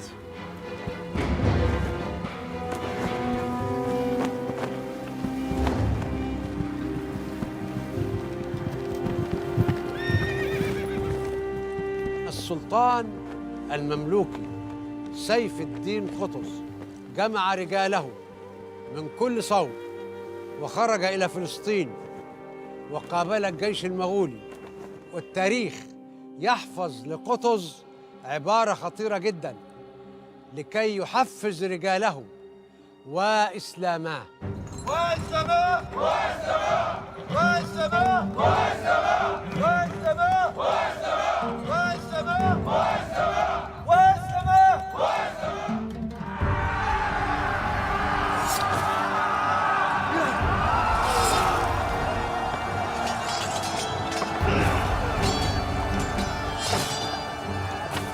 وتم هزيمة المغول في معركة عين جالوت سنة 1260، وتمكنوا من تحطيم أسطورة الجيش الذي لا يقهر في العصور الوسطى. كان المماليك يحتاجون إليه كثيراً هذا الانتصار، لأن المماليك كانوا في نظر المسلمين أنهم هو الجلباء، وأنهم مطعون في نسبهم، وأن هؤلاء يعني اغتصبوا السلطة. إذن انتصار عين جالوت شكل دعامة أساسية لشرعية الدولة المملوكية. هذه المعركة هي التي فتحت للمماليك أبواب التاريخ، لأن أعقب هذه الموقعة قتل قطز وتسلطن بيبرس، وسلطنة بيبرس نعتبرها هي ميلاد دولة المماليك. وبيبرس أدرك أن الاستمرار في مقاومة الصليبيين والتصدي لهم هو الذي يكسبه الشرعية الحقيقية في عيون الناس. ولهذا 17 سنة اللي حكمهم بيبرس كانوا 17 سنة من الجهاد المتواصل ضد الصليبيين.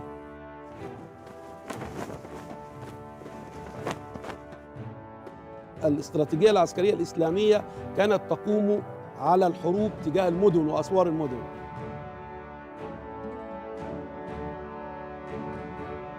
الصليبيين لأنهم جاءوا من ممالك لاتينية، الذي يحكم يتحصن في قلعة والقوى العسكرية تقيم في هذه القلعة، نقلوا هذه الفكرة إلى الشرق. فبدأ الظاهر بيبرس يعد العدة في القضاء على كل القلاع العسكرية الموجودة على الطريق ما بين القاهرة وبين بلاد الشام. كل هذه المناطق ابتدى يسقطها، ثم بدأ يصعد إلى الشمال حيث أنطاكيا. The Principality of Antioch, the second Crusader entity in the east.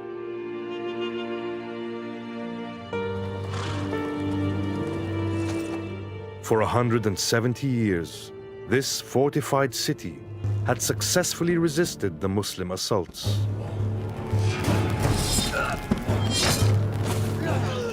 But now, in 1268, the armies of Sultan Baybars annexed the city.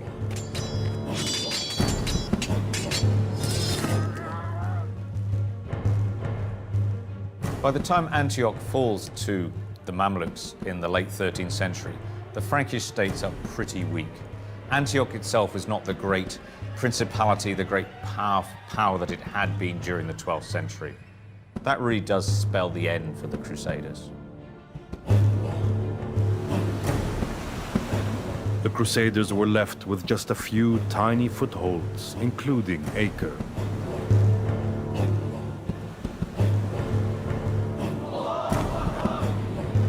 And it was this city that would form the stage for the final scene of the Crusades.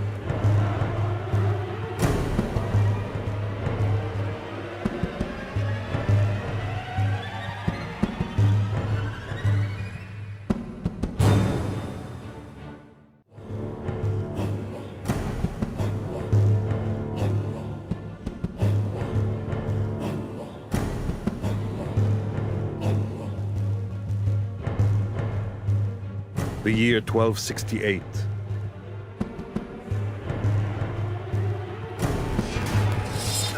The Crusader Principality of Antioch has fallen to the Mamluk Sultan Baybars.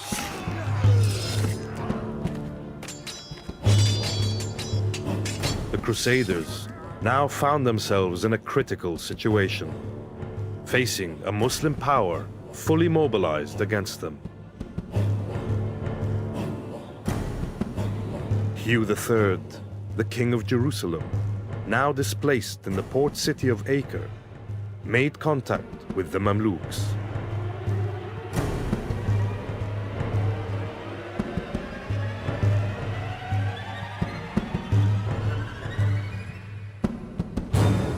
الممالك الصليبية الباقية بدأت تخطب ود الظاهر بيبرس بحثاً عن حلول، لأن الرجل قد عقد العزم وانتهى إلى قرار بأنه يقضي على كل الممالك الصليبية الموجودة. فبدأ حاكم عكا يبعث إليه طالباً للمفاوضات وطالباً للصلح.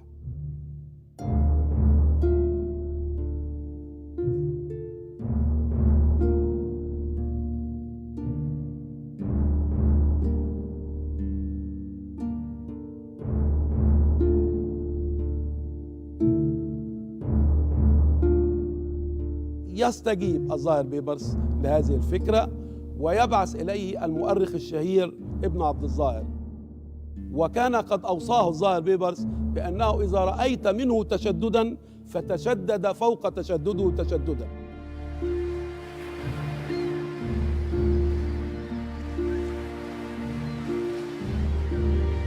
أراد الملك إن هو يثبت لابن عبد الظاهر وللمسلمين قوة الصليبيين، رغم أنها كانت قوة واهية ولم تكن قوة حقيقية. وقال له الملك ملك عكا: ألا ترى ما وراءك؟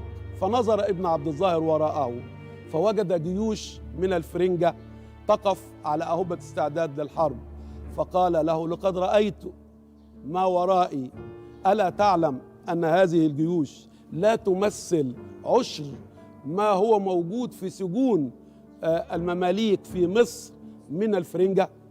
فيبدأ الملك في الاستجابة إلى التفاوض بدون تشدد وبدون تشنج، ويعلم أن هذا الرجل الجالس أمامه إنما هو ممثل لشخصية وحاكم قوي يثق في قدراته العسكرية ويثق في قوته الدبلوماسية.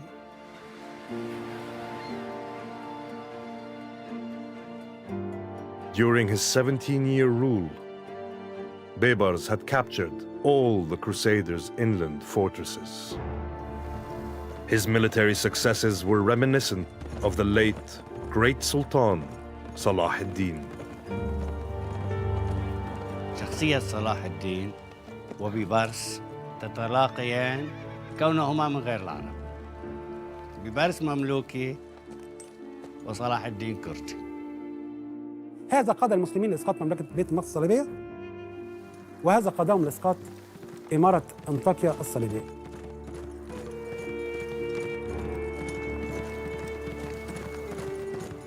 السلطان زار بيبرس لم يمتد به العمر وخلفه رجل عظيم آخر من سلاطين المماليك، هو السلطان المنصور قلاوون اللي احنا في رحاب المسجد بتاعه دلوقتي.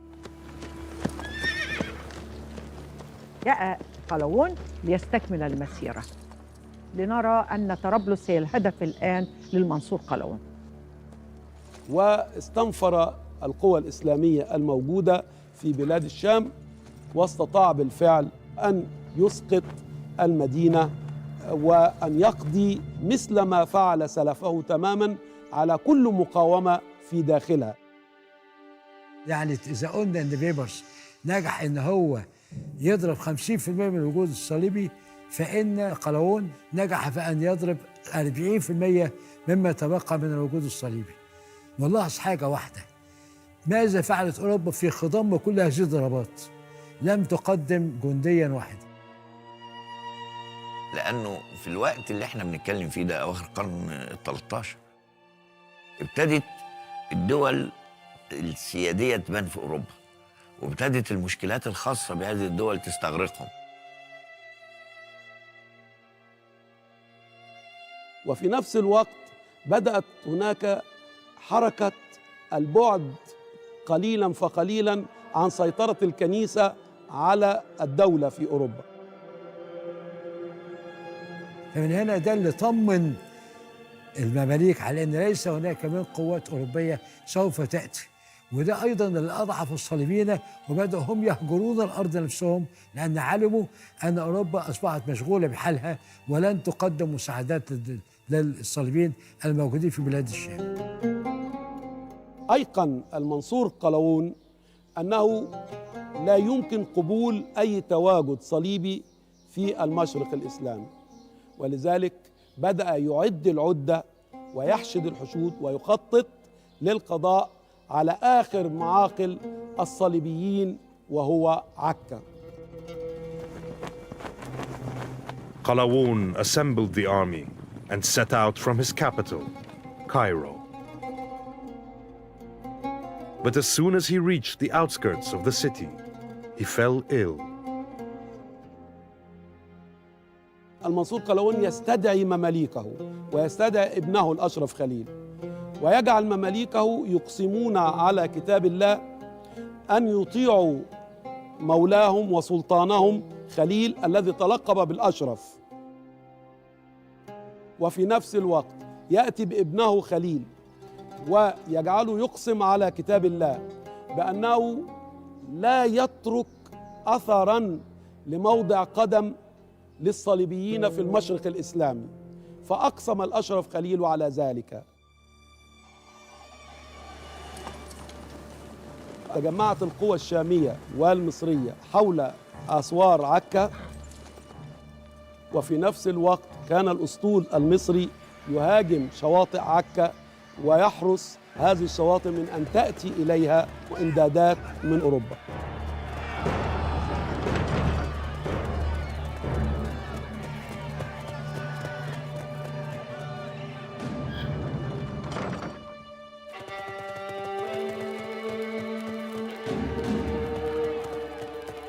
معركة الحياة أو الموت النهائية، آخر معقل للصليبيين.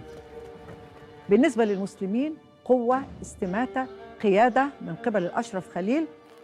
الجميع يتمنى اليوم الذي ينتهي فيه آخر جندي صليبي من أراضي الإسلام.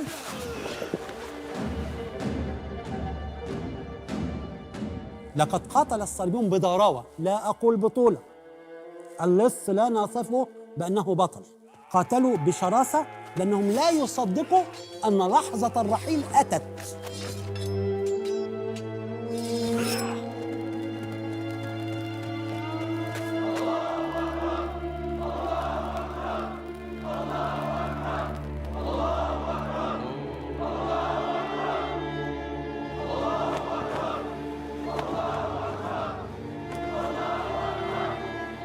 With the fall of Acre, this unique chapter of history came to an end.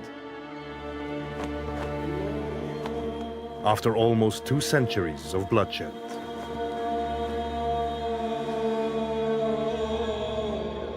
But a word had been coined that would enter both history and popular discourse: crusade.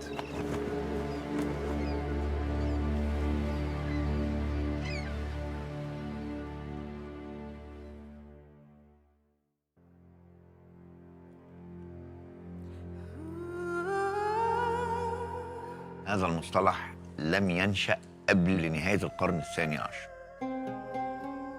يعني 100 سنة اسمها حروب الرب، اسمها ميليشيا الرب، اسمها الحج. كل الحوليات الأوروبية اللي اتكلمت عن ده لم تستخدم كلمة صليبي. ابتدت كلمة صليبي تبان في أواخر القرن ال 12 لما ظهر مصطلح يعني بين الألمان معناه الموسوم بالصليب، واتعملت منها فيما بعد كروسيدرز وكروازاد إلى آخره. أما المسلمين فقد أطلقوا على هذا الأمر تعبير حركة الإفرنج، على اعتبار أن الإفرنج الذين كانوا يسكنون فرنسا هم الذين بدأت منهم الحروب الصليبية.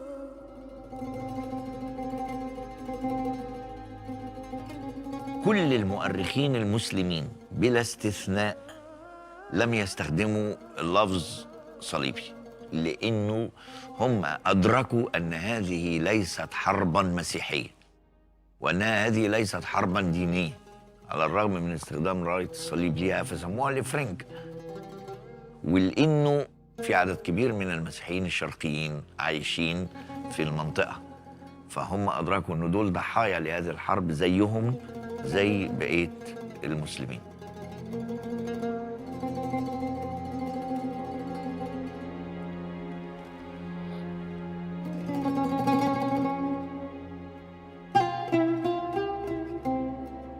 However, behind the brutal fighting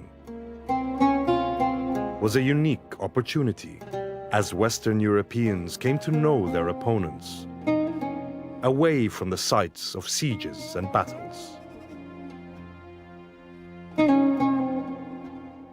الحروب الصليبية أنا بعتبرها معبر من معابر الحضارة الإسلامية للغرب الأوروبي، لأن الصليبيين استوطنوا، ومنهم من استوطن لفترة ورجع، ولكن هناك تأثير كبير جداً في الجانب الحضاري على أوروبا في كل المجالات بسبب هذا الاتصال الحضاري بالعالم الإسلامي.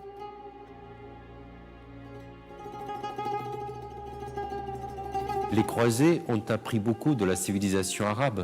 Ils ont récupéré un certain nombre de textes grecs traduits en arabe avec leurs commentaires. On sait désormais qu'il y avait une école de traduction de textes de l'arabe en latin qui existait en Terre Sainte. أوروبا استفادت أولاً في مجال التكتيكات العسكرية ومجال التسليح، اتعلمت كتير جداً من الأساليب التسليحية المتفوقة اللي استخدمها المسلمين في هذا القتال. الزراعة التي تعلموها في الشرق نقلوها إلى الغرب. هناك كثير من المحاصيل لا تعرفها أوروبا مطلقاً. هذه المحاصيل تعلموها في الشرق. مثلا في لبنان وفلسطين والساحل السوري كانت مزدهرة زراعة قصب السكر. الفرنج لما دخلوا إلى الشرق لم يعرفون السكر، كانوا يحلون بالعسل، فنقلوا زراعة السكر إلى سواحل المتوسط. يعني النقطة الأهم أن الصليبيين وجدوا أطباء وصيادلة وسمعوا عن ابن سينا وعن الفارابي والخوارزمي وابن الهيثم، فرجعوا إلى أوروبا وبدأوا يستحضرون العقاقير ويداوون المرضى بالتركيبات والأعشاب والأدوية الطبية بدلاً من القضاء على المرضى. لو نظرت للصناعة، الصناعة في أوروبا قامت على أسس بعد ذلك على الأسس التي تعلمتها في الشرق. الصليبيين عندما خرجوا من البلاد حملوا معهم الصناع هؤلاء وسكنوهم في مناطق في إيطاليا وفي منطقة اسمها مورانو بالتحديد، ولذلك بقى الإنتاج كله يخرج على إنه من مورانو. بقينا نعرف إن المورانو الأشياء اللي هي جيدة الصنع دي كلها مستوردة من الشرق وتعلموها من الشرق.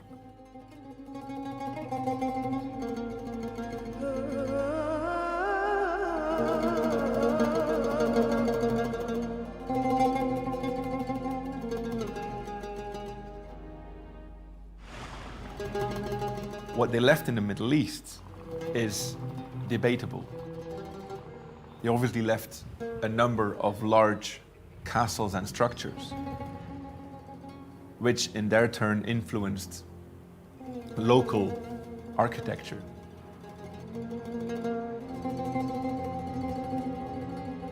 Culturally, I believe that the Muslims had a far greater effect on Europe than Europe had on the Middle East. الأهم من هذا وذاك إن هم أدركوا أن الدعاية التي اخترعوها ضد المسلمين لن تنفعهم في التعرف على هذا العدو، فبدأوا ما يسمى الاستشراق. بدأوا في ترجمة القرآن الكريم عشان يعرفوا ده بيقول إيه للناس دول، وبدأوا في ترجمة أمهات الكتب ونقل العلوم عنهم ونقل فلسفة أرسطو عن طريق ابن رشد مثلا اللي هو الشارح الأعظم لهذه الفلسفة إلى آخره. هي كانت بداية لنهضة أوروبا، إنما كانت أيضا بداية لطريق طويل من التدهور والاضمحلال بالنسبة للحضارة العربية الإسلامية. الحروب الصليبية استمرت في دورها الفعال 200 سنة. العملية دي استنفذت المسرح الذي وقع عليه العدوان اللي هو احنا. استنفذته اقتصاديا، استنفذته فكريا، استنفذته عسكريا. لما خرجوا الصليبيين لم يكف المفكرون والسياسيون والعساكر الأوروبيون في وضع خطط لتوجيه حملة صليبية في الأرض العربية.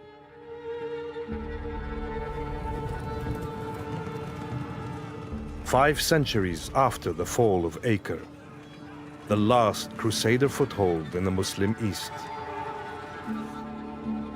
the French general Napoleon Bonaparte and his army d'Orient landed in Egypt, now a province of the Ottoman Empire.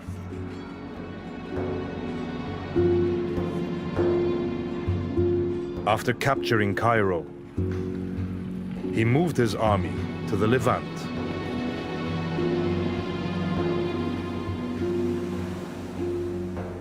In an irony of history, Napoleon's dreams of establishing a French empire in the East were to be destroyed before the fortified walls of Acre.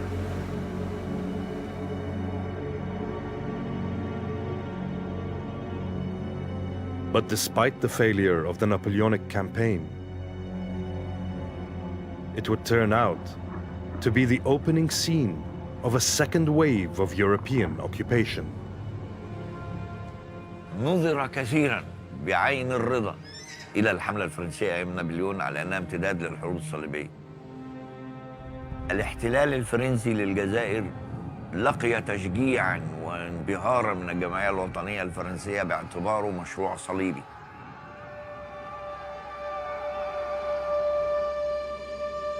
By the eve of World War I, in 1914, most of the Muslim lands on the shores of the Mediterranean were under the occupation of European powers.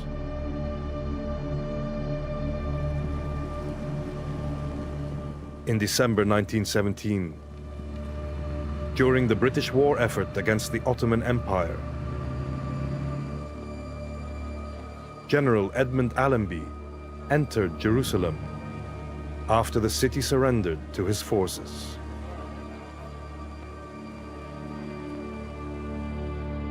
The film that recorded the fall of the Holy City was marked by the use of an old term, echoing down through the centuries.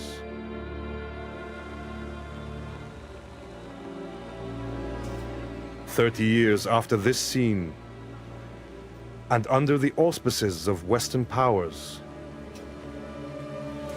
a new entity was declared in the region, the State of Israel." المشروع الصهيوني اللي تبناه غرب أوروبا هو في حقيقة الأمر امتداد للفكرة الصليبية وقايم على المبدئين بتوعها، الشعب المختار والأرض الموعودة. The Crusades ended more than 7 centuries ago, but the impact of this chapter of history lives on, very much alive in the modern world.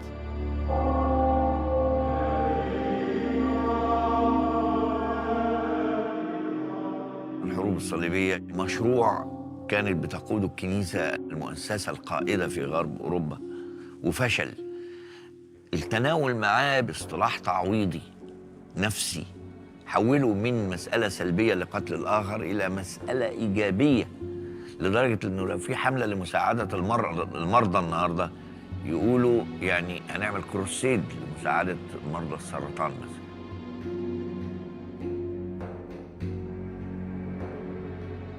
حصل نوع من تغيير المفهوم الذي تحمله الحروب الصليبية من حرب ضد الآخر إلى إنها حملة ضد الأشرار.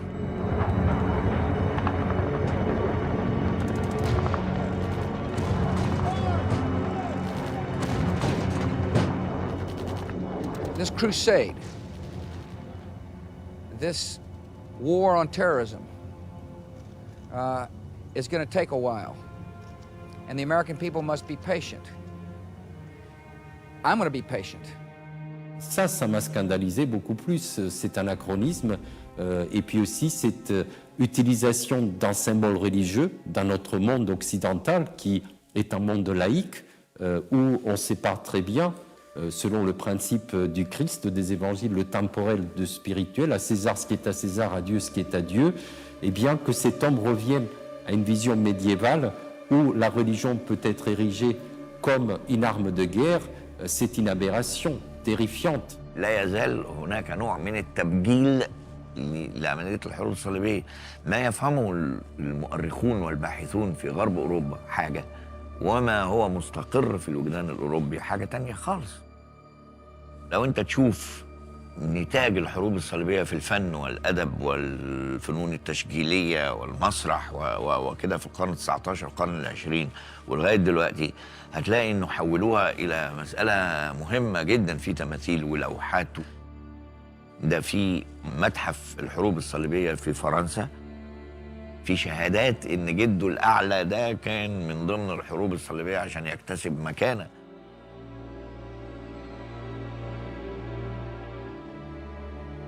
هذا الكلام الدعائي الذي تعكسه الأفلام السينمائية وأقلام الصحف في وسائل الإعلام المرئية والمسموعة والمكتوبة، وكذلك حتى وصل الأمر إلى بعض الألعاب الإلكترونية واللي هي موضوعها الحروب الصليبية.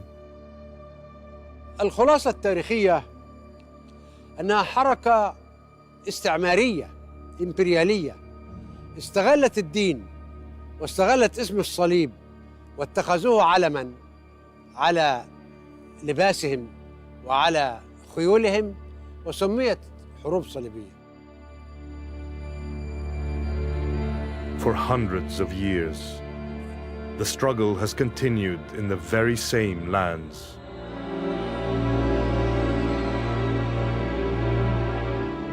with Jerusalem at its heart.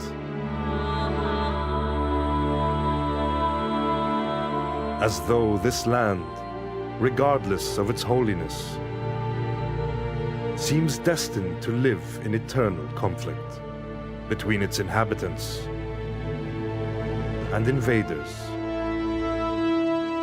fighting behind the flag of religion and marching under the banner of a crusade.